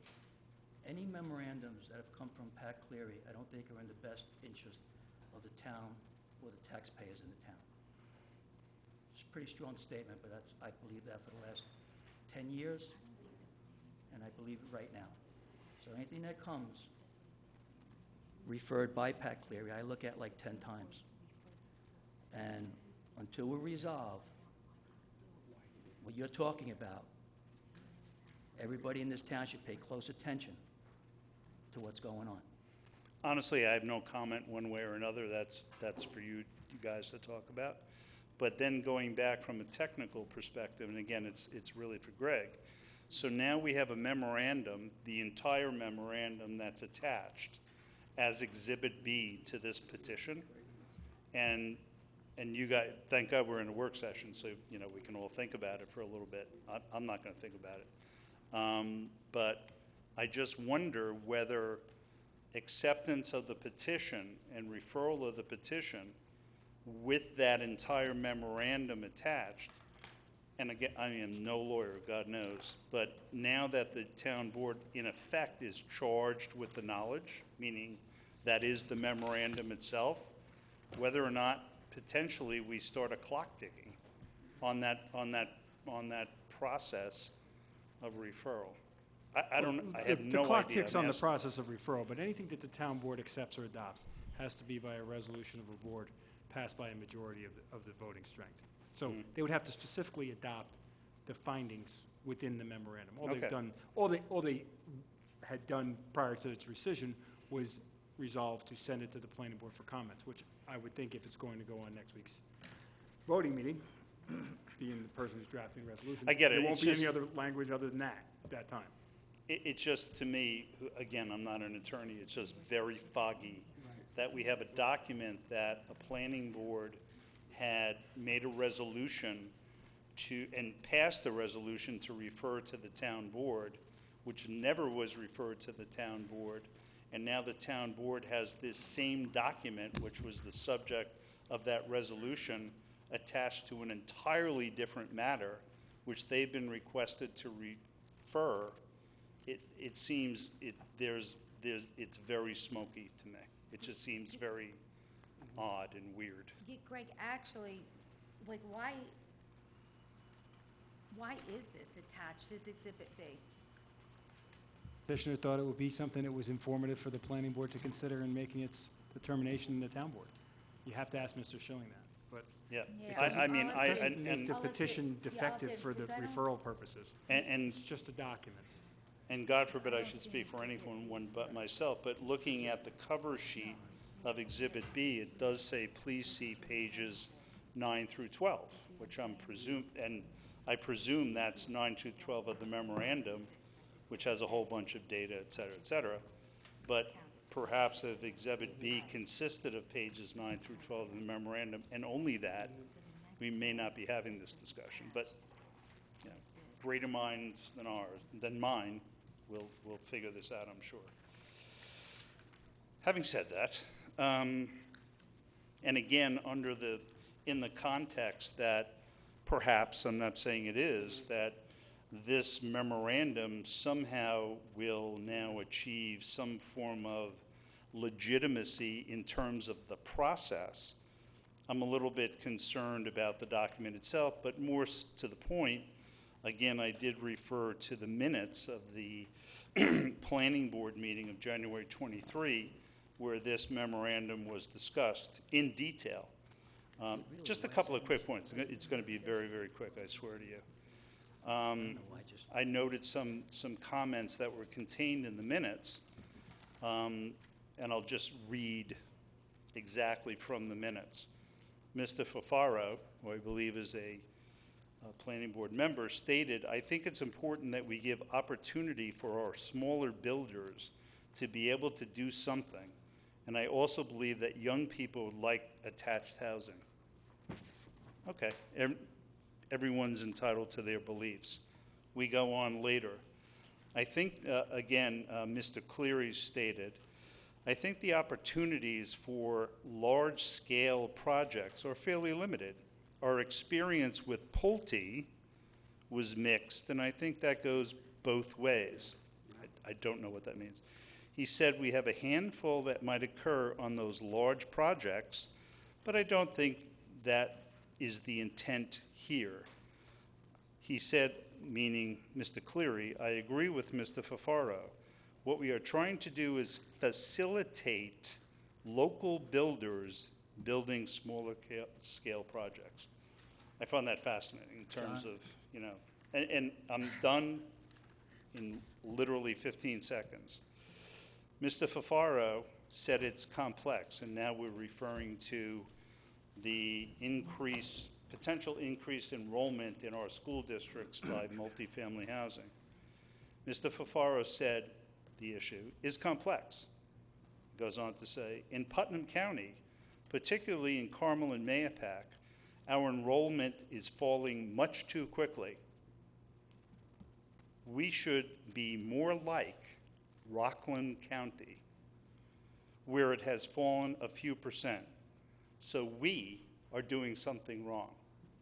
We want to be like Rockland County. Hokey smokes, I'm done with this, swear to John? you. Last one. This is attached. I get it, just let me finish. I'm sorry, just let you me, said you were I'm done. just going to finish because the last few are really the point. Mr. Fafaro said again, this is in the minutes of the planning board meeting. Mr. Fafaro said this will give your local builders a chance to do something here. Mr. Cleary said 10 years ago, the focus of the town was very different. It was preservation oriented and dealing with DEP and their regulations. We have figured out how to deal with those over the past 10 years. Fascinating comment. And finally, Vice Chairman Giannico said, will this also allow for a larger development? a large townhome development to have a clubhouse, pool, et cetera, because people are looking at that as well. And here's the final one, and this is the Hamlet of Carmel. Everyone who's listening, listen to this. Mr. Cleary replied, yes, it's really larger developments. Mr. Fafaro said most of the opportunity for that, larger developments, is in the Hamlet. There isn't a lot of this side of town, meaning Mahopac, for those big developments. The only one left is Union Place. That's the last big one. So, crosshairs, Hamlet. Okay? Thank you very much for your time. I look at it as the crosshairs is the entire town. I agree with you. The Cleary Consulting Memorandum is the one I've been preaching about that everybody better take a good close look at. And go on the computer, make a printed copy of it, because it can affect this town for a long time. Well, And yes. the taxpayers. This was added to this application to give it a little credence and to jump on a bandwagon. Okay? It shouldn't be in here. It shouldn't even be discussed, because when it came here, we kicked it right out. But it's still out there, and no one's writing Obviously. about it, and no one's talking about it. So, ultimately, we were referring a document to the planning board that the planning board was supposed to refer here, but they didn't, and it's sort of a circular, And shooting squad. for the record, Dave Fafaro's retiring effective September 1st. I don't even know him, but the fact, I'm just simply literally quoting the minutes of the planning board meeting, nothing else. Thanks a million. By the way, just as an aside, I dig the Zen approach when you were doing the thing. I think we should dim the lights all the time and just have candles. It'd be cool. Thank you. Thanks, John. All right, is there anybody else out here for agenda items only at this time? We're still on agenda. Come on up to the podium. Okay, there being none, I'm going to open up the floor now to general public comment for new business. This is the open forum portion of the meeting where you can discuss any town-related matters with the town board. Comments? Questions? Yes? Yeah. How are you? Good, thanks. We can share. We'll share. No worries, no worries. We'll share. Oh, thanks, John.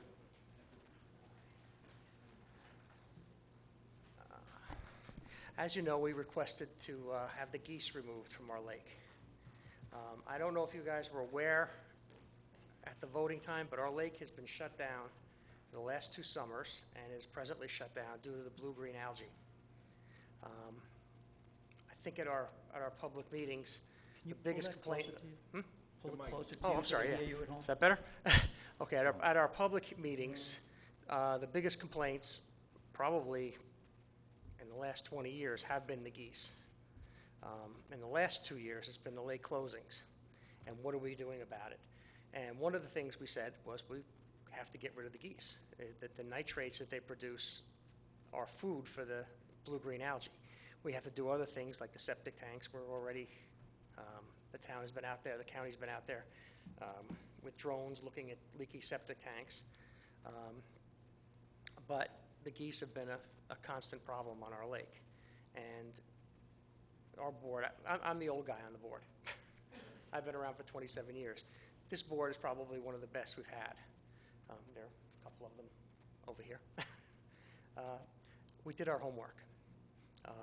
We researched the geese. You could see, I just gave you one article there on why the geese are here. We've tried various ways of getting rid of them. Anything from decoys to reflective tapes to fishing line across the entrance. Pretty much anything you can imagine. And that worked to some degree to protect the beach. It's gotten past that now. It's now affecting the water, and our community can't use our beach, and hasn't been for 2 years. So we addressed this over the winter, our board, and decided that this is probably the best. One of the things we can do to positively affect our water was to get rid of the geese and get rid of the nitrates they produce. So we budgeted it. We proposed it. We went to the engineering department, got all the approvals there, and Rich made all the arrangements. So when you guys nixed it, we were shocked. We're going to have another public meeting, and they're going to ask us, what are we doing about this lake? Because again, it's closed. Here it is, 4th of July weekend, and we don't have a beach for our 400 and something residents. So what we're asking is that you reconsider, and we have to reconsider quickly because there's a very short window. You in have which to you can- reconsider tonight because they start flying in about 7 to 10 days. Exactly. That window's open right now. So we have to have them removed, and probably, like you said, in the next 7 days. These methods that you're talking about, alternative methods, they send the geese to other parts of the lake, so it doesn't address the nitrate problem. If we get them off our beach, they're going to go on the guy's lawn, across the way. They don't leave the area, they just keep going around. Now, if we could find a way to get them off our lake, well, then they send them to Fulmer Road, or they send them over to the golf course. These are not native species to our area. They're actually considered an invasive species to our area. And they're pretty, and they're nice to watch, but they make a mess, and they are polluting our lake. So what we are requesting is that you reconsider, and I don't know if you can re-vote tonight. I don't know if that's within your abilities, but like I said, we're in a very short window. We pretty much have the power to do whatever, if we need to do a vote, but I'm telling you, this I'll tell you board right has now, done you a lot. you only have 2 votes. Yeah. Well, I'm hoping that when you read this and hear our problem, that you will reconsider. I know it's not a popular thing, This, but this letter is written perfectly. I mean, you hit it right on the button. I've dealt with them for 45 years. I've lived on the lake. Mhm. Okay? My children's homes, they have no problem. My daughter's house, she has a fence. I have some trees which stop them. I get the occasional one coming up on the lawn and stuff. The biggest problem is not the lakes. It's our town park Mhm. in the middle of town. Oh, I coached baseball, softball, Okay. soccer, and Now you have them up on awful. now you have them up on the fields. Mhm. So everything is being done that the public should be aware of, and some people that make comments about people on Lake Mayapack. Do you know over 100 eggs were Adel, how do you say it? Adel this year? Yeah. On Lake Mayapack? By 2 or 3 residents on the lake, not paying anybody to do it, doing it themselves. Do you know how many were last year? Over 200. Yeah, well, Okay. I did it this year on our lake. I do it every year on Nothing our works. lake. I have a great picture. I was with my daughter down county, and we were going by a school in White Plains. And she goes, "What is that, a wolf?" It was unbelievable. I sent it to you, Kenny. Okay? The school in the middle of White Plains in the city, and they have these 2 crouching wolves on the lawn. Mhm. You know what they're there for? Scare the geese. Yeah. You know what was all around them? Geese. The geese. Yeah, the only thing I've found effective, And I have a picture of it if anybody wants to see. It's a great shot. I have found that it's been effective if you have dog decoys and a dog. You have to have the You real have to have the dog. That's Yeah. the key. The 'Cause they will decoy get works used for to a the couple days. decoys. But if you, every once in a while, you introduce a real dog, then they can't tell the difference. Like, I have a black lab and I have black dog decoys, and that works tremendously on my property. I never get geese. What bothers me about last week's vote is everybody wasn't here to do it. Mhm. Yeah. And the taxpayer's not paying for it. No, it's coming out of our budget, You're paying for it. and we did budget for it. Taxpayers of the district. Taxpayers of the district. Yeah. And it's not as if someone's going out there with a machine gun and mowing them down and watching them float to the bottom of the lake. Okay? They're going to be rounded up, and they're going to be killed the same way a cow is killed, same way a chicken is killed, and the same way everything else that everybody eats is killed. And the food is going to be brought somewhere to people that need the food. So you have my vote. Yeah. You have to work that way. You know, I also said, if we came to you guys and we said our clubhouse was infested with rats, and we said we want to hire an exterminator, would you turn us down? Or ask us to take some other methods to chase them away? No, you'd say, yeah, get an exterminator. It's not a lot different. They're cuter than rats. I understand that. I understand that people have an affection for these birds. but they are a problem to our lake and the health of our lake. And that's what we're trying to do. And we have to answer to our community why we're not doing anything. I mean, you can tell that's the biggest problem we've had. Every meeting that we have, every community meeting that we Kim, have, closer, please.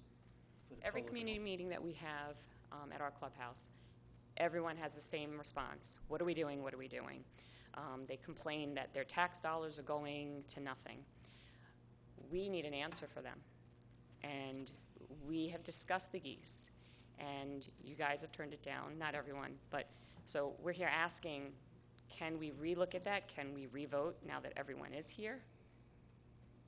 Because, Ken, you've been to our meetings. We've been dealing with this for 3 years now. This is the third summer. We need some answers. We've had the health department there. They've had a drone there. The only thing is when they do come, we're not there. We would like to be there. We need answers from the health department as well, because this problem stems not just from geese. There are other things going on, but we're being kept in the dark. We're not getting full answers, and we need answers. We're here as liaisons between the town board and the town residents of Cassie, and we don't have an answer for them. So can you guys give us an answer, and can you guys give us a hand? Kim, before you guys leave, Rich is here, so I'm going to ask him a couple of questions. And then you have your geese issue and your Board of Health issue, because I find it remarkable that for 3 years, they can't find a source of contamination in that lake. It's not that big a lake. We've been treating the lake. The treatment has done nothing. Now, I know that it was voted down for the geese because it was a waste of money, or they thought it was a waste of money. Some people have opinions that it's inhumane, that the geese are, this is their home. But in addition, it's our home. Take that waste of money out of the conversation, because it's your money. Right, it's our money, and our residents would like that. And if So- your residents want it, it's your money. You can spend it any way you want in this country. So we're spending money on treating, that's not doing anything. So now we're opting to have the geese removed, and we're getting turned down. So at this point, do we take it upon ourselves and spend our money, or do we get the assistance of town? I know Mayapack was turned down, but we tried to couple with them to, spread out the cost. But I'd like to hear what else, Well, I don't know if John wants to say something, but then I want to ask Rich about the condition of your lake with the Board of Health. Yeah, well, we'll let that, and then. Do that first? Rich, I understand the Board of Health was out there. They lost a drone over the lake today. I How- heard that from Supervisor Schmidt earlier. I did not know that they were out there. They did, so what happens is, before every weekend, starting in the summer, the Putnam County will go out there and test the beach. The board here can tell you that they go out there. They tested for fecal coliform. 2 weeks ago, there was a high fecal coliform count. It was insanely high at 10,000.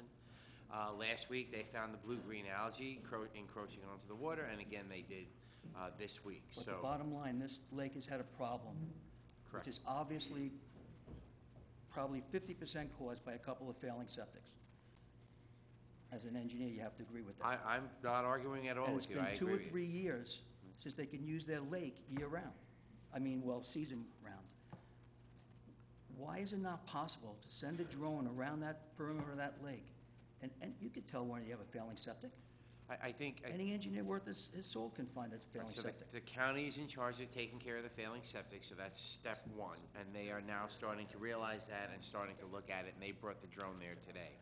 It's not only immediately adjacent to the lake, there's a large wetland that feeds in. If you're at the clubhouse, it's behind the clubhouse, not the entryway.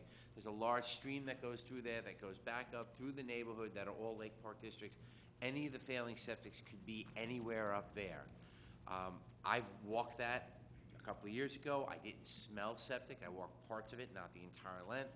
That's one way you tell. Obviously, you know if a septic is failing. It needs to be looked at, and I've talked to the county about it. Blue-green algae is essentially caused by failing septics.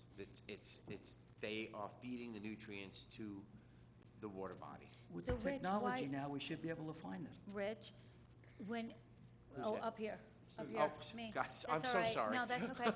So let me ask you something, because I know there was a house that had a they suspected a failing septic, and they did a dye test, Correct. And it showed that it wasn't failing. I'm assuming if a dye test would show that it is failing, so why can't the houses that they're suspecting Right, so- do so- a dye test? This so way you typi- know, and then this way it's taken care of. You're 100% correct. A dye test is what the Putnam County Health Department would use to determine if there is a failing septic system. So can they just do that, so these Right, but the guys, problem they is can they use got it? to figure out which septic system is failing. So they either do all the houses and figure out where they have a break coming through, that's gonna take time.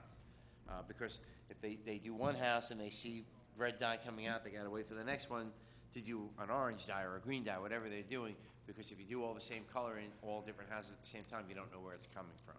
So, but it's something the county, I think, is starting to do. You guys saw the county out there today, and I know that, Bill, you've been talking, I believe, Bill, with Terry, you've been talking to the county after the beach was closed, after the fecal count, that the county has now been a little more proactive. They brought that drone out, Councilman Barilli. They brought the drone out today. Apparently, I heard they lost it also, but that's another story. I didn't even know they were going out there today, but I will reach out to them tomorrow and find out what's going on. But they were looking immediately around the perimeter of the lake to see if they found something. And apparently, did they find some? I think. Well, that's the thing. Some They suspects. come out, they don't tell us when they're coming out. That's one. They won't When get they the do come information. out, we don't really, it's like chasing. We have to call you, we have to chase the county down. They're not coming to us, whether they're supposed to or not.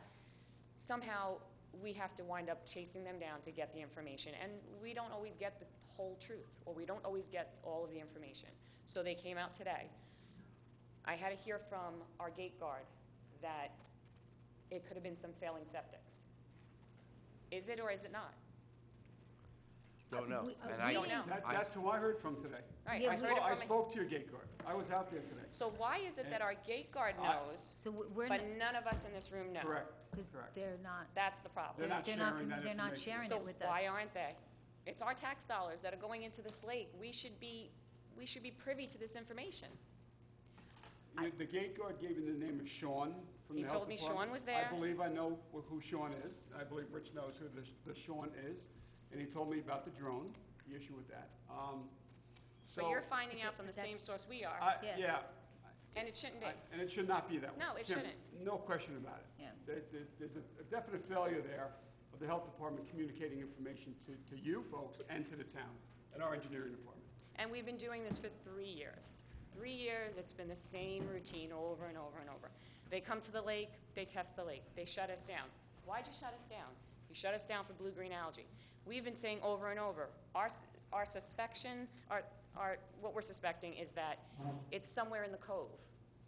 Their response is, well, if you smell something, let us know. Or if you see something, let us know. We've said it, we've seen it, we've smelled it, the numbers show it. Now what? What do we do? There are photographers for hire, and I think you know of one, you've used one, that have drones. It's not a lot of money. Get a drone up there and do the perimeter of the lake.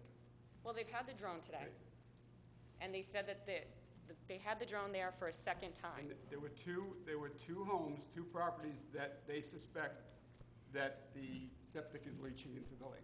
So, And I didn't get that from anybody official. That was your gatekeeper. Right. So whoever he spoke with, that's the information that they got from them.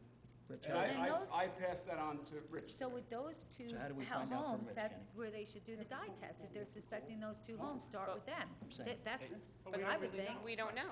You don't know. We're here tonight to find out. He's Who gonna get knows? an answer. For sure. That gentleman right there that gets paid the big bucks is going to get an answer for you tomorrow from the Board of Health.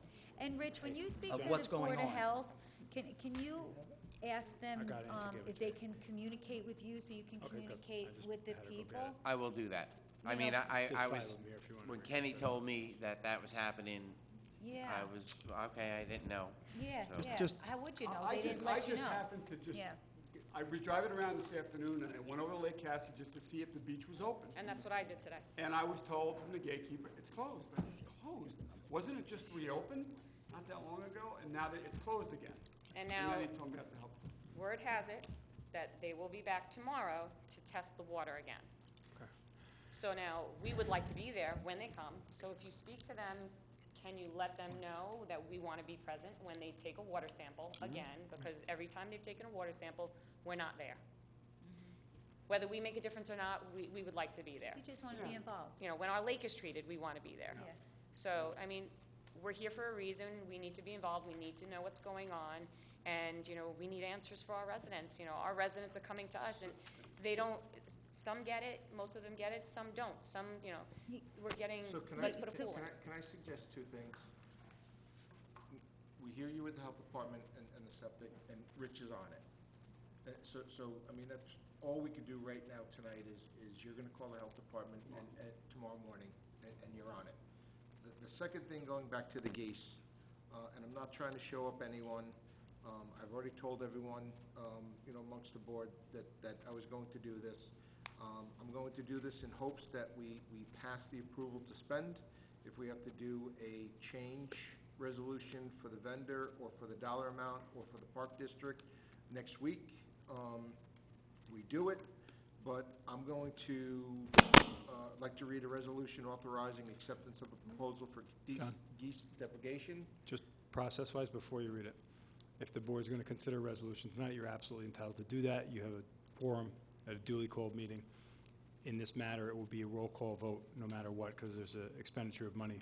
The supervisor may designate a clerk to take the roll call vote after you offer, if there's a second. Okay? If you're going to do it. Just for, you know, a rules of order type of thing. And we have done that in the past, and thank you for the clarification on the procedures.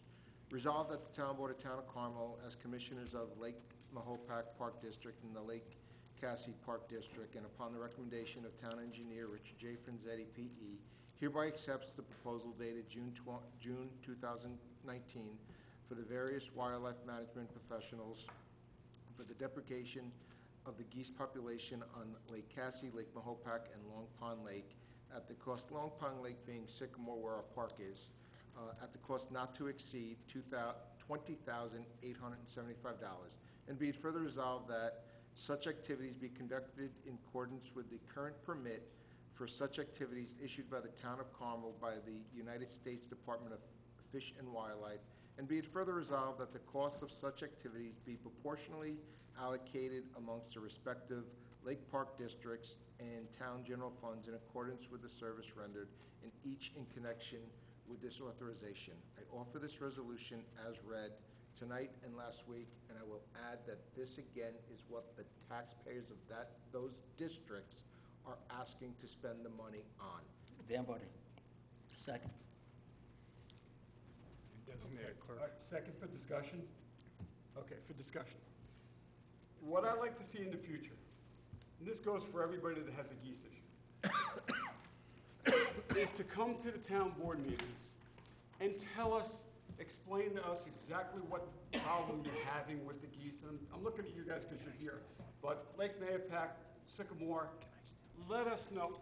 There was nobody here. Nobody came to this board meeting when we took the vote or when it was discussed in the work session to explain or articulate what your concerns are, what the geese are doing, how many geese you have. I think there was a count of geese that somebody did. I'm not sure where. Where's Rich? How many geese were on Lake Cassie? We have, right now we have 15. The impression was it was a Lake Mahopac It was mostly. lawn problem of Right. several people. Right, and I I am really. so happy that you came up here I speaking appreciate- tonight. And Long Pond is Sycamore Park. And Sycamore Park and Park in the middle of town are the worst problems. I appreciate you being here, and I wish you guys would have been here 2 weeks ago. I wish you would have been here last week, because you're educating me on what your concerns are, what's going on with your, I know you have a blue-green algae issue, and I know this, it's been suspected for a while now, or the suspect was that they were failing septic systems, because I've been to your meetings, I've been to some of your meetings, and we talked about what the treatment options were and how we can address the blue-green algae issue. But I don't think, to be quite honest with you, unless it's just my memory's not working as good as it used to, I don't remember us talking about geese as being a suspect that's causing your blue-green algae issue. I don't remember the geese topic ever coming up. If it did, I apologize, and I must have missed it. And I was too focused on the septic systems that could have been suspects. So if geese have been a problem in your lake, I'm just becoming aware of that really, last week when there was a count, there was a number of how many geese were on Lake Cassie came up. Long Pond, Sycamore Park, I don't recall anyone actually coming to the town board. If they went to the engineering department, then they went directly to the engineering department, which is possibly Jimmy Gilchrist at Recreation brought it up. Or, Rich, how did you become aware of a problem with Long Pond or Sycamore? Was this from Recreation? So Supervisor, as the board, the lake districts normally are supposed to go through the engineering department when it comes to making those purchases. So Lake Mahopac came to the engineering department. As you well know, they were discussing it earlier on. And I indicated to Mr. Barnett at the time, hey, I got to check with Cassie because they know they've had a geese problem in the past, and I know that Long Pond has had it. So I solicited the request from those lake districts. I solicited it from Tea Kettle and from Secor. Both those lake districts said no, they did not have a problem with geese, or they weren't interested in it. Cassie said yes, and Sycamore said yes. So that's how that came about. So it wouldn't have come to the board. It's going through the proper channels within the town itself. How did Long Pond get to you? Who did you? I solicited the request from Jimmy Gilchrist based on the Okay. request of geese from Mayapack came. If the guy was coming out, if the contractor was coming out here, have the contractor, instead of having 3 separate resolutions on 3 separate nights, theoretically, and had the guy come out here 3 times, when he came in with the one for Mayapack, I said, let me ask the other districts. I sent an email to the other districts, and the response came back from Cassie and from Gilchrist for Recreation. You were proactive. Yes. Thank you. Which is fine. Occasionally. But we didn't, the point I'm trying to make is, and I abstained at the vote last week. And there were reasons, and I think I explained what my rationale was, that did we look at other alternatives? Did we look at other means of dealing with the geese other than harvesting them, rounding them up, sending them to a slaughterhouse, and they're processed wherever, and then the meat goes to a soup kitchen, or wherever it winds up, it winds up. But, you know, I didn't have enough information, you know, about the whole geese issue. I knew there are geese. I didn't know Lake Cassie had a particular issue with them. Now I do know, all right, other than a count of birds that were given to Rich by maybe, who did you get your count from? The contractor who would be doing it went out and did an inspection and found them. Plus, the district came, but the person who was doing the roundup went out and did a survey. Okay, and what's the count that you have? I got 18 last week. 18? 18 that I could see from the shore. Are those including the babies? Yes. Yeah, could you give it to Rich? So as of last week, there were 18 Canadian geese on Lake Cassie? Yes. That you counted? I went You out there, witnessed yep, and I counted. counted them. The contractor called me, and he said, could you get me a count on what we have on geese? Okay. All right, so it says 23 birds were found at Long Lake, which is Sycamore, and 2 birds were found on Lake Cassie, but he would have made another visit to both Long Lake and Lake Cassie to report back to see if there was an additional, because they were still flying in and doing whatever they had to do with the birds before they became stationary. So he was going to do it. This was this one, and he was going to go back and just see if there were additional ones. That's were why flying at the that time. price came in as corralling and then per bird. All right, so, They were flying when they did that count. They're not flying now. No. So the 3 lakes, we might have a different amount, but they're on the water now because they can't fly. So the board may note that when I gave my number in 2, I upped the numbers based on past experience when this has happened in the past. So there were 2 birds on Lake Cassie. I estimated 15 that were going to be harvested, which is why their number was I counted 18 5,225. Now there may be 18. Their number may go up.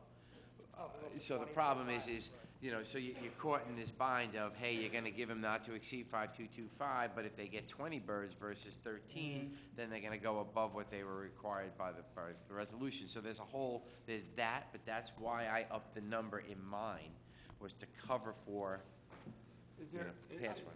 is there geese on Lake Cassie every year?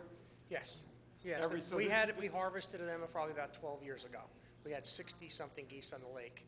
And we have, every year since then, addled eggs and kept the population as low as it can, but it's been steadily climbing. You know, every year we get them all, and then one year we miss, and we get 5 extra geese. Crazy question, but does Lake Cassie freeze over? Yes. It's dependent on the weather, the temperatures, I understand. Oh, Lake Cassie is Does it freeze completely over? Lake Cassie is the first lake to freeze and the first lake to thaw. Yes. And you still have geese? Yeah. Because geese look for open water. Well, in the spring, they come to our lake because it's the first one to thaw. Now, we also, as Rich was saying, we considered this when we were budgeting it. We didn't know how many geese we were going to have to addle. So we left a good chunk of change in our budget in case there were more. And you know, I think we're probably between 18 and 25 right now. All right. And this isn't the So- sole problem, but this It's- is one of the contributing factors. Okay. There's a motion on the floor. So, we're still discussing it. We're still discussing? I am. Oh, I'm sorry, go ahead, Ken. Okay.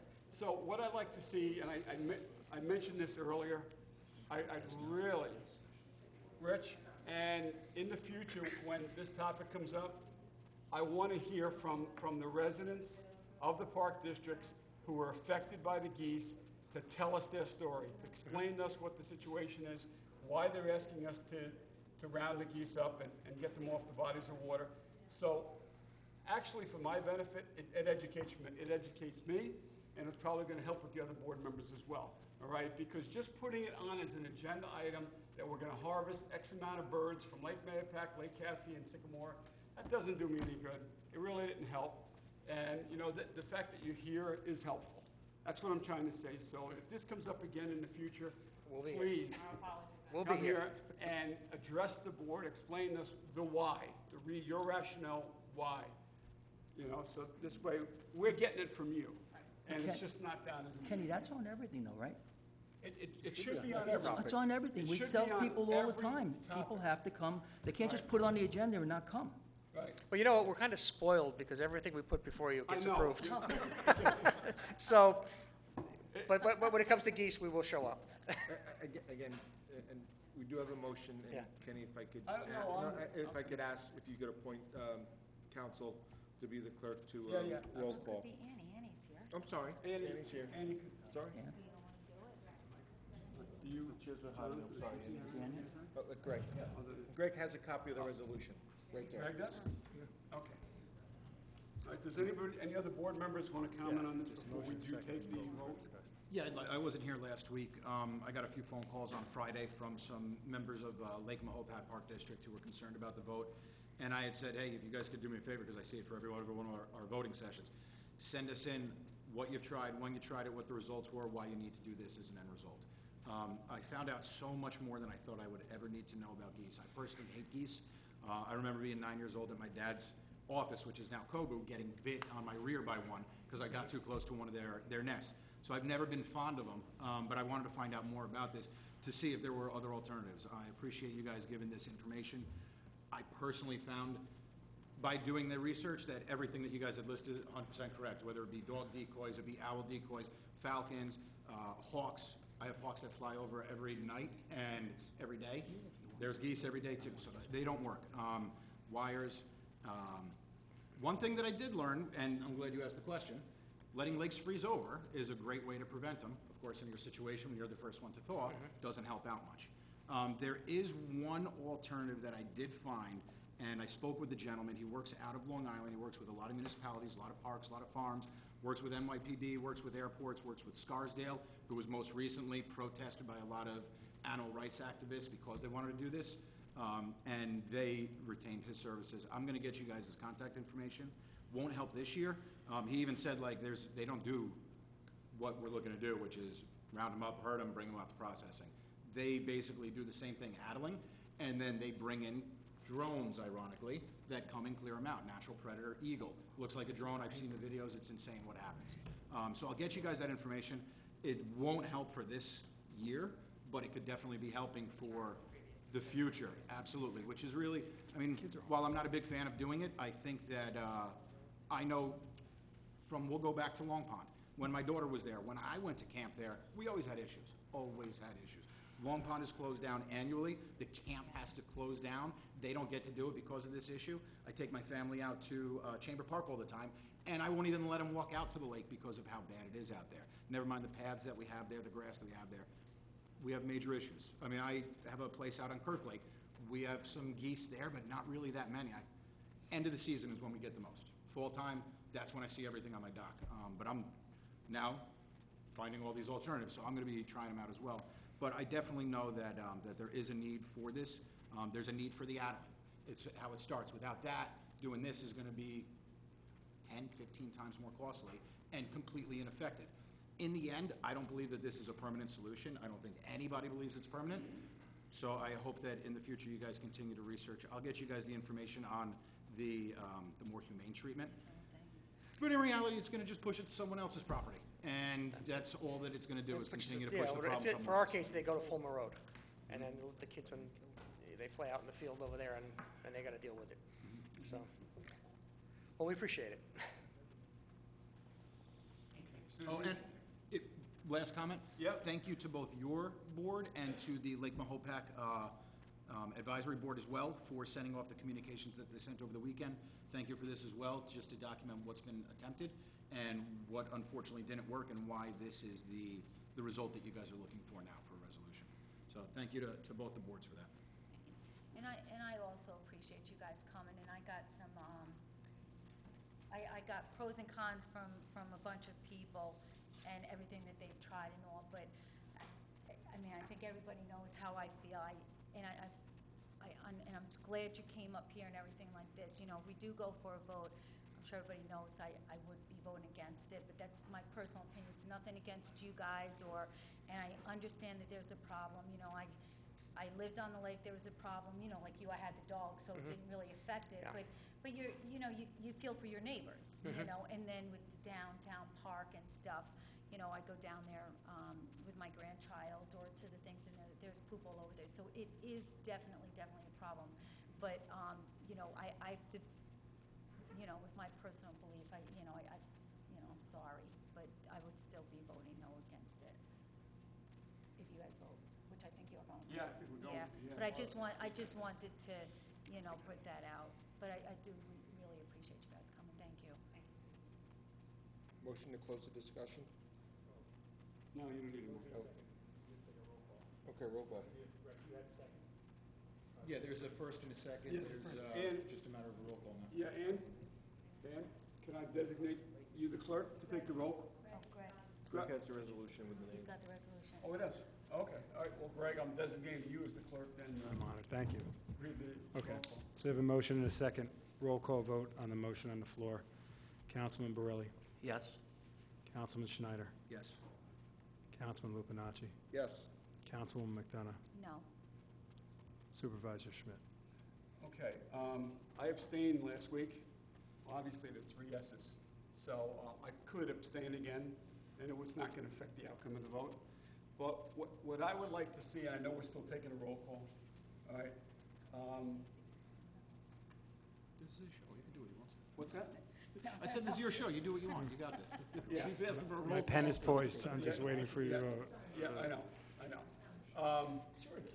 Here's what I'm going to do. I'm going to abstain again, because it's already been approved. There's 3 yeses. All right, but what I'd like to see is, I'd like to see us actually, you're going to think I'm crazy, but I'd like to see us allocate some funding to actually perhaps maybe engage the services of a wildlife expert that deals with migratory birds to find out, you know, what we can do, what, if anything, that we can do to keep them off our bodies of water, right? Maybe there's a method that we haven't even thought about, but I do know they're attracted to open water, and I do know that the bubblers on Lake Mahopac that keep the water open constantly around people's docks and extends out 50 to 100 feet out from really where they need to be open. The birds see that, okay? And where do they go? They go to open water. So, I mean, I don't know if it's even worth the investment to do that or not, or is it we should just do this every year? I mean, I'm just looking at it from a more humane way of dealing with the birds, all right, other than harvesting them and wind up slaughtering them, you know, so, I may be the only one that's thinking along those lines. You guys could check out the website Geese Busters. I've seen that one. It's I mean, Yeah. I'm shocked Yeah. at the result that's literally immediate. Yeah. The problem is that it sends the problem elsewhere. That's exactly You know, right. and if you've got kids at Fulmer Road School, Yeah. you don't want the geese there either. Yeah. Yeah. No, I'd So- even asked the gentleman who was originally hired, I spoke with him on Monday morning, and I had asked specifically if they do any relocations to the state park that's got 250,000 acres. Yeah. And he just kind of chuckled at that. So- Yeah, so they come the- back. Yeah, the one other thing that I wanted to piggyback what you were saying is that the health department came out and there's possibly septics failing. Please, homeowners, if you smell your septic, please, for the benefit of everybody, especially in your neighborhood, please get it fixed. At least get it inspected At least by get it a licensed- inspected, because if you're smelling something bad, there may be something wrong, and that now is going in the lake where kids and adults are swimming. It's not right, it's not being neighborly, you There's know, also a lot of and- lakes that we have that are public water supplies, so it's Yeah, definitely you a just large can't. concern. So please just do the right thing for your neighbors and just, it may just need pumping. I don't know too much about septics, but it just please, if you smell something, please be a good neighbor and get it fixed. So our lake is scheduled tomorrow, right, to be treated. Health department is coming out, we're waiting for these results. We want to put that treatment on hold until we hear from the health department on the results. How soon can we get results? We're gonna, Rich will call him in the morning. Rich is gonna call in the morning, it's just a matter of the day. It's supposed to be treated tomorrow. I don't want to treat it, you know, we don't want to treat it and waste those dollars Completely until out we of know your control. exactly Somebody what needs to the say problem that. It's completely out of your control. You can call. I mean, I'll call the county tomorrow. I don't know how long it takes to get the results back from, you know, they have never provided that to me, but it does take, they have to send it to a lab, It's a get the separate result government back. agent. So, It's a separate government agent that we don't control. We Yeah, can we just don't ask. So, and we're gonna ask. We don't have that, I'm sorry, we don't have that answer. 'Cause I did make a call that, after Kenny came to my office today, I did call the county, but they were not in. It was like 4:30 when I called them. Kenny came up around 4 o'clock, and I didn't have a chance to get to him until 4:30. They didn't answer the phone, not that they weren't answering, so today also was Mike Bazinski's last day, so they might have Yeah, been out, you it's know, gonna be in celebrating turmoil that this or week. whatever. So there's transition going on up there at the moment, so. And one last question. Ultimately, who makes the decision of dye packs? How does that work? Of what? The dye test? The dye The health test, department, Department of Health. And That's they, their- Putney County, That's and their- they're the ones that would deal with the homeowners if they suspect something? yes. Sounds good. Well, thank you, guys. Yeah, Thank you. Thank you, I really appreciate Okay, it. all right. Thank you very much. All right. Yeah, thank you. Good night. Thank you, guys. Yeah, just one last thing, not that, but the resolution passed, so if you can call that on a smaller scale and get them to Lake Cassie for the geese, then, you know. Yes. We're going to try, yes. As a member of Lake Mayapack Park District, and as a liaison to their board, I thank the three of you for coming.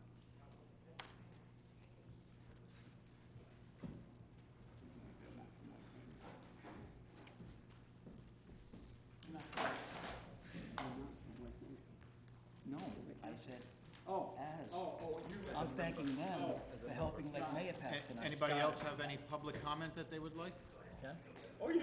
Just want to keep this running, just, you know, for the sake of time here. Chandra Cosma, Town of Carmel. Question on the water realignment or lining that we have to do. Yep.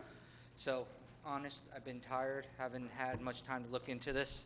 What is the current status?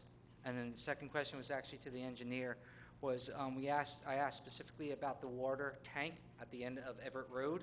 It's flat. They were going to do a calculation to say, you know, are you going to actually get the water pressure that we expect, you know, with the tank being lined, the lines being cleared out, or if that tank should be raised up? Again, I haven't had time to check the town to see if that's been done. Rich is Yeah, yeah. I don't remember that question being asked, but if it was asked, we probably responded. We responded to all questions. Yeah, I that were asked sent at the to us. at the meeting at the schools when I raised that question. Right, but but then there was a whole bunch of listed questions that we responded to, that were given to us, and they were added on from the meeting. We responded to that officially with Yeah, no, this wasn't as part of those initial questions. No, this was different. They said specifically, the gentleman that was with you said, yeah, there is a calculation, and I can do that. Okay. Well, I don't have that answer for No, you right that's now. fine. Then I'll touch base with you early. Just if you send me an email, I will get you that answer. That's fair enough. But where are we with the whole, status on the whole water line and what's going on there? Rich? Just the status? Just to know, where are we? Project So, realigning. I think we've put the bonding out. It's in the moving forward with the bonding part of it, and then it's gonna go forward with putting it out to bid after that. Okay. So the bonding needs to be approved. It's in the estoppel period. I need Greg to at least touch base on that one for me. That's where we're at. Forward. It's Okay. moving forward.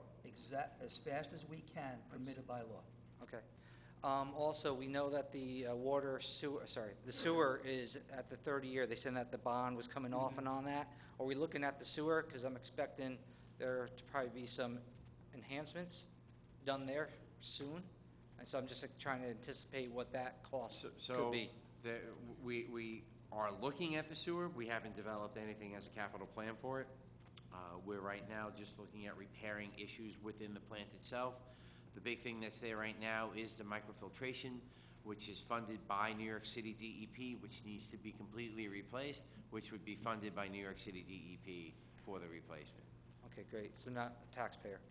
Well, indirectly, I guess, not Indirectly, right. taxpayer, but New York City taxpayers, but not you as the resident in sewer two, water two taxpayer. Great, thank you. One last thing, when you look at the geese, don't forget about Camarda. I know there's no water there, but that field is horrible with geese on there. I played for years. Jimmy can tell you, I called them many a time. So yeah, please, don't just think about Mayapack and, the water. Think about all the parks, including Camarda, because that seems to get forgotten about. Thank you. Okay, great, thank you. Okay, anyone else?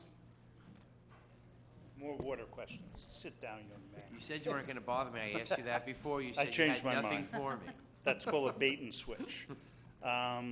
As far as the water project, Carmel Water District Number 2, are we on schedule, as they say, for the submission of the grants or the grant submissions for the project? We're on the schedule that is out there for the work that's being done. So the answer is yes. Okay, so we're going to meet the deadline to submit for the grants from the state. My Is understanding that is correct? yes. Yes, Yeah, we've yes, already we are. been in We're- Okay. Yeah. Do we know what that deadline is, or we're still Yeah, July 27th. getting close? July 27th. Yeah, 27 we're actually days. We're working on it today. The clock is ticking. Yeah. The next question I have is in regard to the Everett Road tank.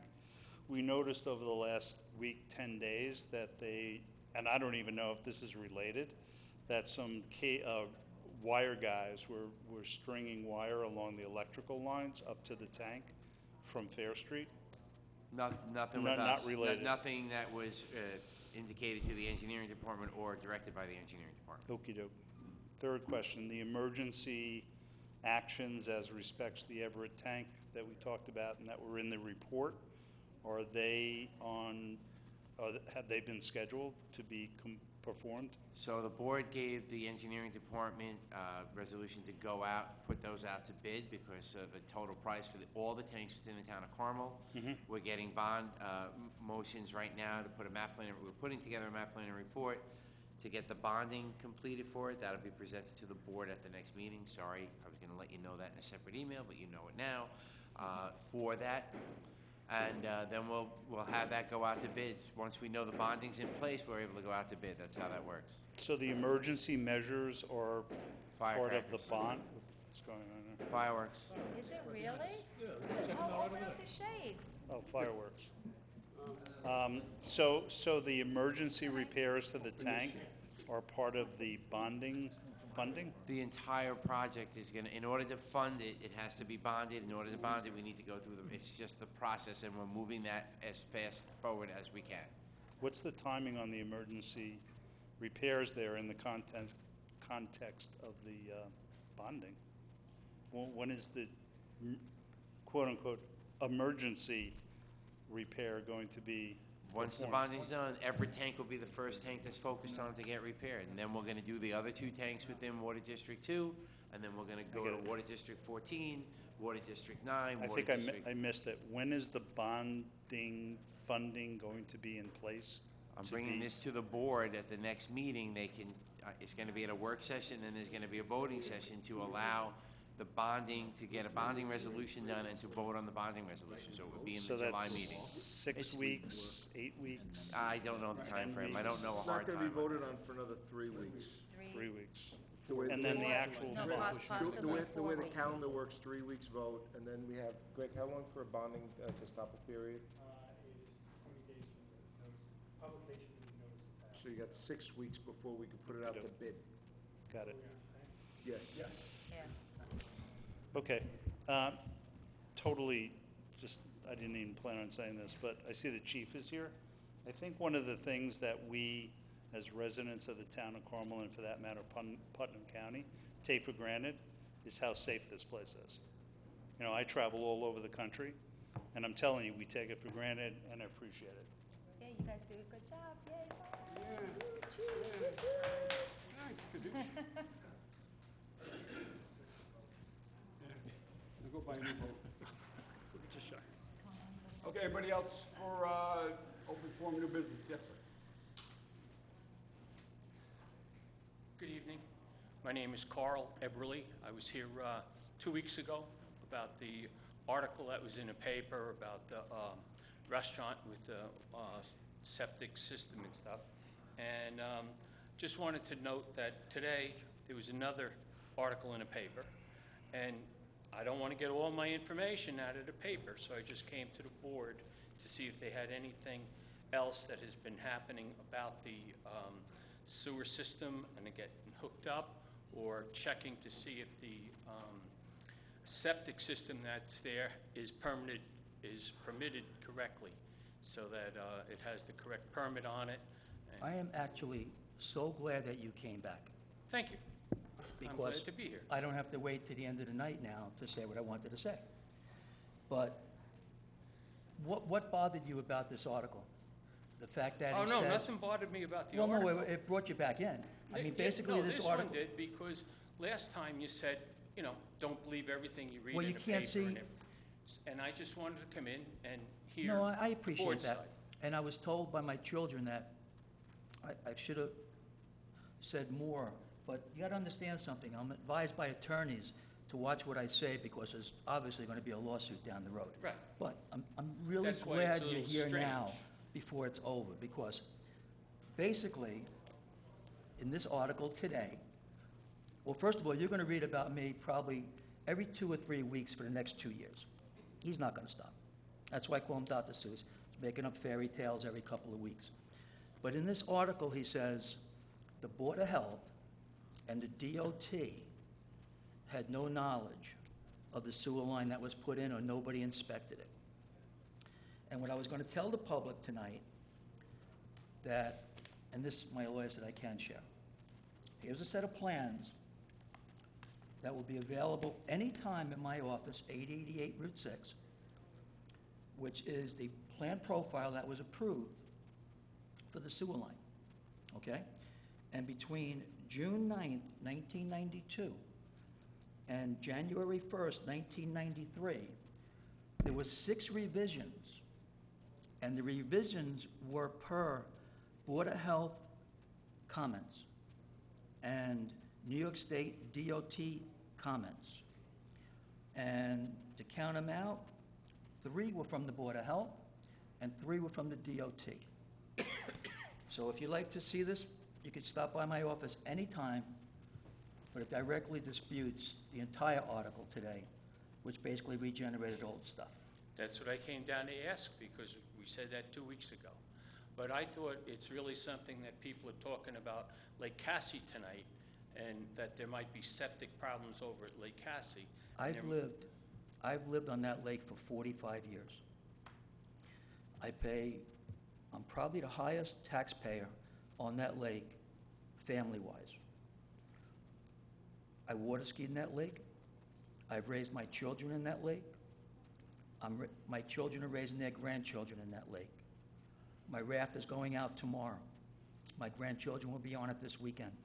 Do you really think, in your wildest imagination, that I would do anything to harm a body of water that I've fought for 45 years? I certainly hope you wouldn't, and I would expect anybody on the board to make sure that the water quality is good in the lake. But I noticed what the people were saying, and the same thing in this article, is that the departments that are supposed to be looking this over, They all did. they never get together Yes, and they have. share their information. Yes, they have. Yes, Really? they have. Because I must be reading The it last, wrong when then. you read that article, 2 weeks ago, yeah, he writes about me every 2 weeks, I believe. When you read that article about 2 weeks ago, when he wrote that article, he knew that the DEC and the Board of Health inspected that property and met there before it went to print. Well, then That's all I I guess wanna you say. do have a good case against him, because he keeps mentioning in these articles that, first of all, that paperwork isn't there, and that it had never been signed off by an engineer. This for is, the- this for is that. by an engineer, signed off by an engineer, Okay, and that's great. it's That's why I very came down easily, to ask, it's because very easily that's what he foilable. says in the It's very article, is easily that it's not. foilable. So- So all the things that this man says he foils, and he foils a lot, why didn't he get this? Strange, isn't it? So, okay, I will come and take a look at it, and then I'll talk to him and tell him, hey, come take a look at it and see if that's what it's supposed to be. So you talked to him? He called me I called 2 you. weeks ago after it and said, oh, I hear that you were at that meeting, and asked me some questions, and I go, I just went there to see what was going on. No, with this. I'm glad you're concerned. I have I'm- no idea who the I- guy I is. hope, I couldn't hope pick I him out. alleviated your concern, and the truth comes out eventually. Yes, we It's hope around, so. it's a round world, and the truth always comes out. Sometimes it But, takes a little one bit of time. thing- One thing that is mentioned here is they quote you, right, about, let's see, what do they say here? That you, Mr. Schneider, said you're waiting for the report from the state to come in. I was just wondering if anybody gave a time frame on when it, no, huh? No, the only thing we've seen is a piece of correspondence said that Councilman Borelli will sit down with them later this week. That's the only thing that we've seen. Thank you. Thank you, and I'll be up to check that out. Thank you. No problem. And enjoy the lake. I do, every day. Good night. Anybody else for new business, open forum portion of the meeting? Come on up at this time. Mr. Muno? How are We you? have in reference to the sound situation at the Stoneleigh Pharmaceutical Plant. Please pull it closer to you Now, for the I people at home. I gave notice to all the board. Is all the board on board with the noise situation? Is there anybody that's not aware of it? No. No, the- no, no. The last that I knew, the police went out again, and you went out Yeah, I went also. out. That's when, Right, but Yes. we sent a complaint with a petition with about 30 signatures on it to all the board members. Now, When, just recently? not recently, maybe last November. Oh, yeah, yeah, we all Yeah. got that. Okay, We so moved- you're all aboard on the noise Right, situation? right, Okay. and we took action for that. I believe Mr. Borelli did, then I did, then Supervisor Schmidt did, the police department did. Right, yes. okay, very good. So the meeting with Supervisor Smith, he met me at the sidewalk area, light pole number T16. You stated at that time that you were going to get back to me, and I haven't heard any word, because you're going to have a conversation with the plant owners. So bring me up to snuff as far as the conversation, and where are we at now? okay, we had a conversation with the operators of the plant. The equipment that they installed there, they installed the equipment with the latest and greatest technology in noise deadening, whatever was available to quiet the noise of the filters, or in this case, I believe it's the, Rich, help me out with this. It's the blowers for the, Fans. It's a cooler of some sort. No, it's not the cooler, it's the dust collectors. The dust collectors. Right. You and I witnessed the noise that was coming out of that particular piece of equipment. So what has the plant done, if anything, to try to silence that piece of equipment? There's They nothing told, on. okay, they told myself and the engineer that they were gonna call the manufacturer of the equipment to find out what else can be done to quiet that system down. It has to be on the outside of the building because it's a dust collector. It can't be on the inside of the building. So whatever apparatus or whatever equipment that they use, it's a fairly new system. It's within the last year or two that they installed it. And they installed it with whatever they could use at the time to quiet them down. Because there is a noise that emanates from them. It's the motor that runs, that pulls the dust out of the building into 55-gallon drums, if you will, large drums, and it's collected in there, and then the drums are emptied out at some point. So it's a manufacturing facility. They manufacture pharmaceuticals there. This equipment is necessary for the manufacturing of that. They're dust collectors. I guess pharmaceuticals, when you manufacture them, create dust. Right, that's all well and good. In order to make sure that you have a pure product, you have to have clean rooms, so they basically is creating a negative pressure to make sure no dust is in there. The machines have to be, Bring in on they your body, have to be, they have no choice. Yes. Yeah. No, that's No, no, fine, no, we'll- Rich, thank you. Yeah, because I'm not that, you're educated more than I am as far as the way a dust collector works, so I'm glad you were here. So Right. that's the issue, it's the But they noise- haven't done anything as far as the lowering the noise from that piece of equipment. Have they done anything to try to silence it? The last when we spoke to them last, which was several months ago, they were gonna contact the manufacturer and find out what else can be done. I haven't heard from them, I'm not sure if Rich has or not. They were gonna get back to us. We could certainly reach back out to them and find out what, if anything, Right, and also, why is it necessary to run 24 hours a day? What is the time schedule for the equipment? And when we noticed that piece of equipment, there's also another one prior to seeing there's two particular items that are the same. Now, I don't know when the other one is running. It is, yeah. 24-hour plant. Yeah. The plant manufacturers, they have a night crew. They manufacture during the evening also, and at night. So whatever noise that is emanating from this equipment that you're hearing it's permissible under the code. The chief has sent officers out there to do decibel readings, and each time that they went out there, and they did it from pole number 16, and they did it from other locations. You recommended pole 16, but they did it from other locations. The decibel readings are below what the acceptable limits are, so it's... We understand that, but... They're not in violation with respect to the code. Right, but I was glad to hear that the town is going through a code revision, and hopefully you'll be considering this particular item here to revise it to benefit the people. And nowhere in the noise code that you have, the town code, seems to coincide with our building, the close proximity to a factory. I don't think I see that in the code.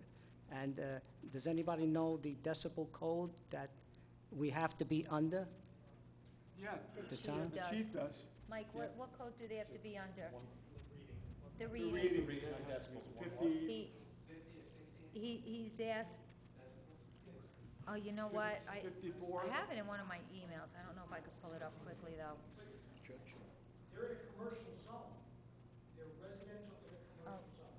Yeah. So it's not, So what the chief is saying, just so everybody can hear, they're in a commercial zone, being residential. you built residential in a commercial zone. They built residential in a commercial zone. That's what the chief said. I'm trying to figure out, I'm trying to find that thing. Yeah. So what is the decibel then in a commercial zone, even though it doesn't? I believe it's 55.3 or something like that, but when they did the decibel readings, the readings came in below what the allowable reading is. Right, that's why I'm asking what is the allowable. We can get you the exact. What was the zoning on that development before it was built as multifamily? It was commercial, wasn't it? Yeah. So, again, pay attention to what's going on tonight, because here's a gentleman that was in a commercial zone where they built residential, and he has a commercial problem next to him. This was a problem that happened many a year ago. Mm-hmm. But it's still the same players that are still here, looking Well, for the that's same type of thing in another area. That's So- why I feel that the code should be adjusted. That's why the entire board, I think, and myself, say we want to see the master plan, and we want to see everything before we make any decisions. Mhm. I'm not Okay. going to make, Now the- for one, I'm not going to make any decisions based off somebody at the next board, what they ask me to do. I want to see the master plan, the new one. Okay, the police were out on 3 occasions. The first occasion was unclear as to where they took the readings. That's number one. The second occasion, where decibels were like 54.2, which is probably close maybe to the acceptable reading. Frank, Jonathan Schneider, Councilman Schneider just handed me the acceptable noise level per the town code is as follows. Commercial zone districts, noise levels within any commercial retail zone districts shall not exceed 65. And your guys' noise level was, I believe, 50 in the afternoon and 54 in the evening. So they cannot go above 65 per the code. 65, Correct. which seems to be a little unfair due to the fact that we were labeled a commercial property. I'm not sure what a zone, an L? Light industrial? And light industrial is 60, so even in light industrial, it's still. It's still above. And that building was not built after your buildings were built. The building existed there when some, It's been there for a very long time. And again, it goes back to the change in zoning, how you have to be careful. You came to my office, Ms. McDonough went up there with you, I believe Jonathan went up there. we Kenny was there understand, with we the police department appreciate the twice. help. We appreciate the help. But Everything was done. that building was vacant when the builder started construction there. It was a vacant building. No, it was Silerex. I'm sorry, it was Watson. Watson. To that. It was Danbury empty Pharma for a County. couple years, but it wasn't. Danbury Pharmacal But it first. was never not. It was Danbury. Well, maybe it wasn't the same owner. In other words, you got a different owner now. Maybe he's doing different work now, so, But the factory was there prior to Pulte Homes, a shovel even breaking ground at Pulte Homes. okay. The factory was there and operating. Not, so we're my understanding was that it's vacant when some of the homes were constructed. You know, and we're not trying to. Yeah, or- I know, you guys are helping out a lot, but we have a lot of people that you're not feeling the effect of the noise that keeps a lot of people awake, even with windows closed and everything, you know. Another thing, the last test that the police department did, there was a comment in the police officer's notes. And I'd like you to explain that to me, if you can. Well, that would be the chief explaining that to you. Is it in the officer's notes? Yeah. Then now the chief would have, will address that. So he said, took decibel readings from an uncalibrated decibel meter. What does that mean? That means that the decibel meter has not gone out for calibration, just like your speedometer or whatnot. Right, so do you think that it's an important thing to be, the meter to be calibrated? Sure, it's an important thing, but the decibel readings are at a level that is so low that it's not a violation. Right. So, yes, if we were going to go to court and we had to prosecute them, then we would want it to be calibrated because we would lose in court. They would throw it out. Right. Yes. So, But the readings have been so low that there isn't a violation, so yes, it would be nice. Well, And maybe- we should buy a new we should buy a new decibel meter, and perhaps we will do that. Buy a new one and keep going and doing readings. And I personally came to your house. and Yes, you spoke to did. And we've checked it again and again, and I'm sorry that you have noise that is not acceptable to you. but it's Well, we have about It's within the code. 30 and I'm people. sorry. It's not just me. And let the board be aware that it's not just my complaint. I'm here representing Numerous all of the people. people on the petition, okay? They're not here right now, but we could bring them in if that's what you feel we need. Don't feel that I'm the only complainer. You know, I'm not. No, it's everyone And- that was on the petition. I feel, and I feel, and we all feel bad. It's just that there's nothing that we can do more I than what's already understand. done. I You know, understand the we feel readings are bad. low, but as the chief just said, the decibel meter is uncalibrated at the point. That may be a good thing or a bad thing. You know, maybe you could get a better reading if it was calibrated. I don't know. Because people in the development had gotten higher readings, you know, with their own meters and stuff. You know, we monitor the noise ourselves too. I must say, sir, that when I was there, the traffic noise was louder than the pharmaceutical. So I don't know that your residents are not getting traffic. The traffic is quite loud there. Well, at night, when it's nice and quiet, people take readings. Mr. Muda, can I suggest that, because, and not that we don't want to hear you, we do want to hear what you're having to say, but if you want to have a conversation with the chief, and maybe you and the chief should have a conversation, so either, maybe you and him want to take it outside in the lobby, or make an appointment to come in to see the chief in his office. Because there are other people. Right. Because there's other people that may want to speak. Okay, they could speak, and then I could come back, if that's what you feel. No, You know, you didn't I cut, think we're saying the same thing over and over again. But- The fact that the decibel meter is uncalibrated, it didn't change the results of the readings each time they went out. If we could purchase a brand-new decibel meter, and the results are probably gonna be the same. I don't know. So, I mean, but, I hear Yeah. what you're saying, and we're not trying to make light of whatever you're telling us. We're willing to listen. I've been out to your home. Correct. I've been out to the site. Susie's been out there, the chief's been out there. right, and you saw the problem, piece of equipment that was given us to complain, but I asked you if they did anything to it, and we don't know. you So know? the answer to that is no.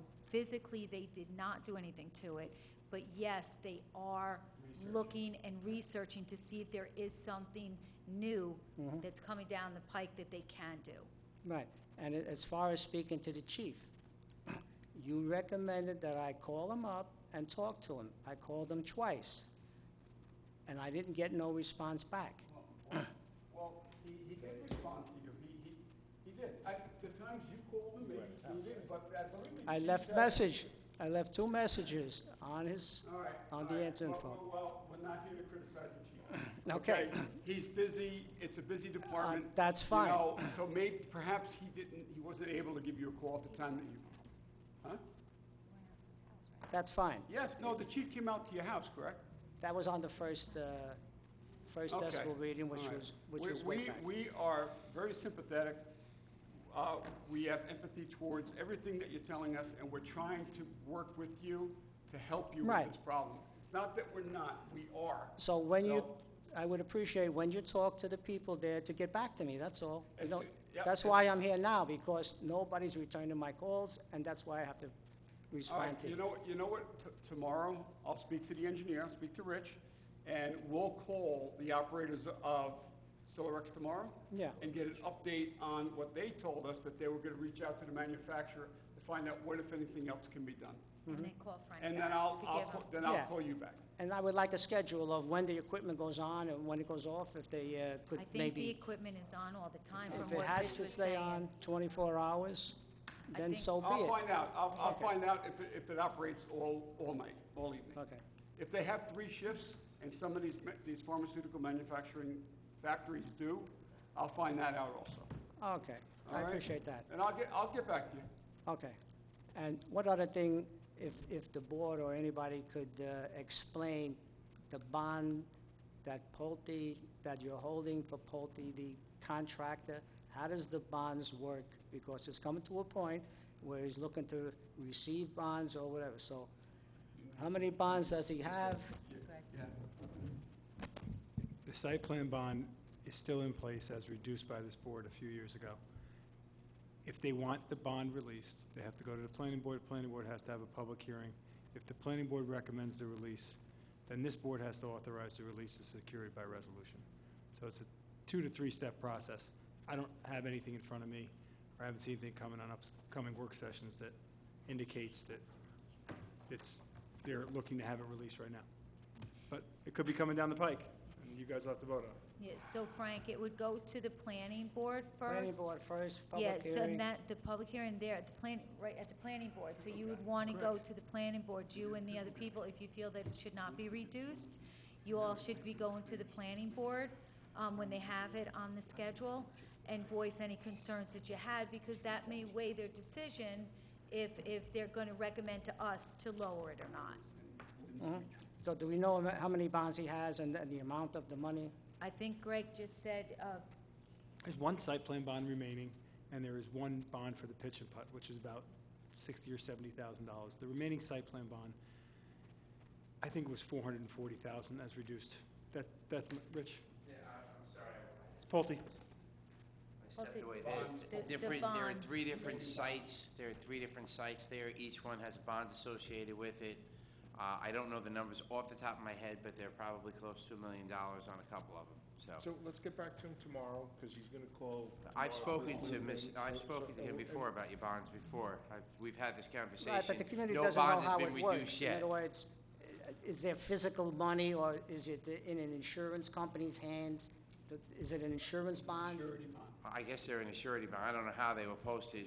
It was before my I think time. they're surety bonds. They can be posted letter credit, surety bond, or cash bond. My recollection is that they're surety. So they've asked for those bonds to be returned, as we've discussed in the past. We've written Pulte letters for each one of their sites saying, here are your deficiencies. In order for us to consider your bond to be returned, you need to fix them. We have not heard back from them. I have all those in the planning board file. Thank you for your help. Thank you. All right, Frank, have a good night. We'll get back to you, okay? All right, is there anybody else here for new business open forum portion of the meeting? I don't think there is, but I want to ask. Ken, No, there aren't any. So we have some quick announcements. Kenny, before you do the announcements, Yeah. could we say anything? Yeah, sure. All right. Yeah. Just a couple of things.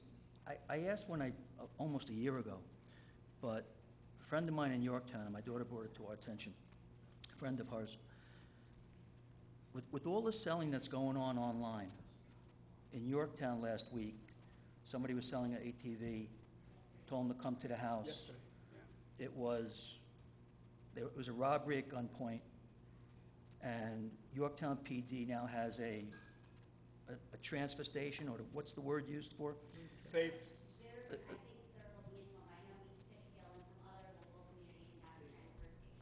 It's a safe place for social media transfers. And we have a building here that is totally cameraed.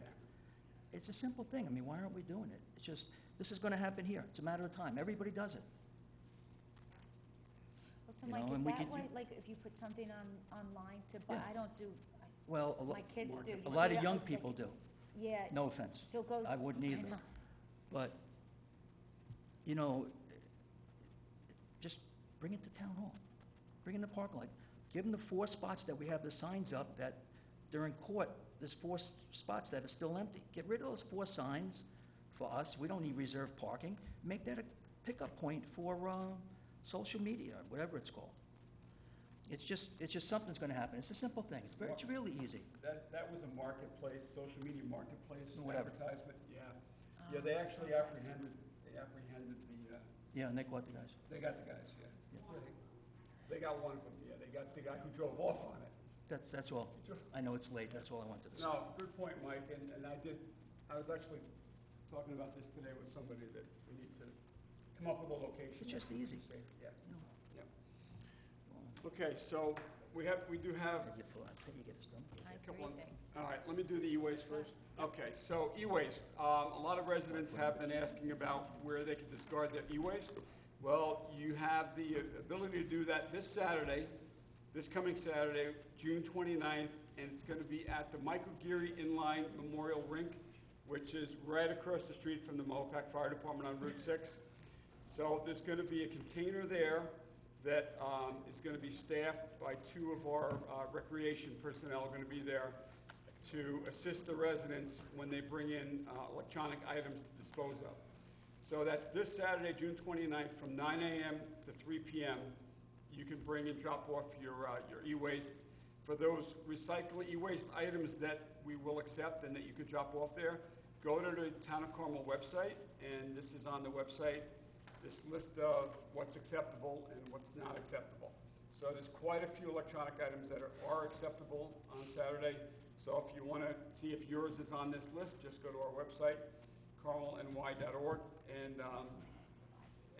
One of the most important things on here is that this is for Town of Carmel residents only, and we're asking that you please bring with you proof of residency. Bring something with you to show the staff that's going to be at the container on Saturday that you are, in fact, a resident of the Town of Carmel. A driver's license with an address on it is perfectly fine. If you don't have that, maybe something, a utility or something with an address on it, or your tax bill certainly has your address on it as well. But yeah, just bring something with you, show it to the guys that are going to be there, and then you can discard your e-waste. So that's this Saturday, 9 a.m. to 3 p.m., June 29th, across from the Mahopac Fire Department at the Geary Inline Memorial Rink. You'll see the container there and activity going on there. It's only one day. We're doing this twice a year, but for the first part of the year, it's tomorrow. It's Saturday. And then, right when that ends at 3 p.m., head on over to Long Beach, or to Long Pond Road, Sycamore Park. 3 p.m. to 9 p.m. on Saturday is going to be the Sycamore Beach Party. Free event for all Town of Carmel residents. 3 to 5:30, there's going to be open swim and boating. 5:30 to 7, there's going to be live music on the beach from the Happy Crabs. And then from 7:30 to 9 is going to be an outdoor movie under the stars from Fun Time Amusement. 3 to 9 this Saturday, Long Pond. Rich, you'll keep us informed in case Department of Health closes that one up this week? If they let me know, I'll let you know. Perfect. Great. And then Hopefully we'll be open. Yeah, and then I just have two quick things. This Sunday, once again, we will have our farmer's market here. I do believe they got a pickle guy. They So do. they're gonna be there, yep. And a There's craft also guy. gonna be crafts this weekend, and then you can come and get your bread, your treats, your veggies, spices, pies, soap, et cetera. It's from 9 to 1 here, Carmel Town Hall, right on the outside here. It's a wonderful event. Please, everybody, come and support it. And also, the Sunset Concert Series started tomorrow night. Is the next one, June 27th. It's the Native New Yorker Band, and it's pretty much every Thursday from 7 p.m. to 9 p.m. And then on Thursday, July 4th, in the Red Mills Historic Park, they're going to be having the Norm Hathaway Band. That is going to be starting at 6:30, that one. So bring your chairs, your blankets, your food, and all, and please come and enjoy this free event for the Carmeltown residents. And it is sponsored by the Tompkins Mahopac Bank. Grazie. Okay. All right, that's all we have as far as, oh, John. I just have one thing. We've been mentioning it before very quickly. People that are on the Town of Carmel water, the various districts.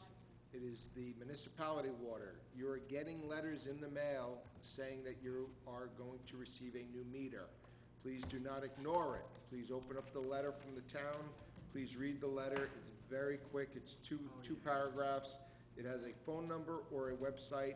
I can tell you right now, I called up today, and within 5 minutes, I got an appointment very quickly for Monday. They give you a 4-hour window, very accommodating.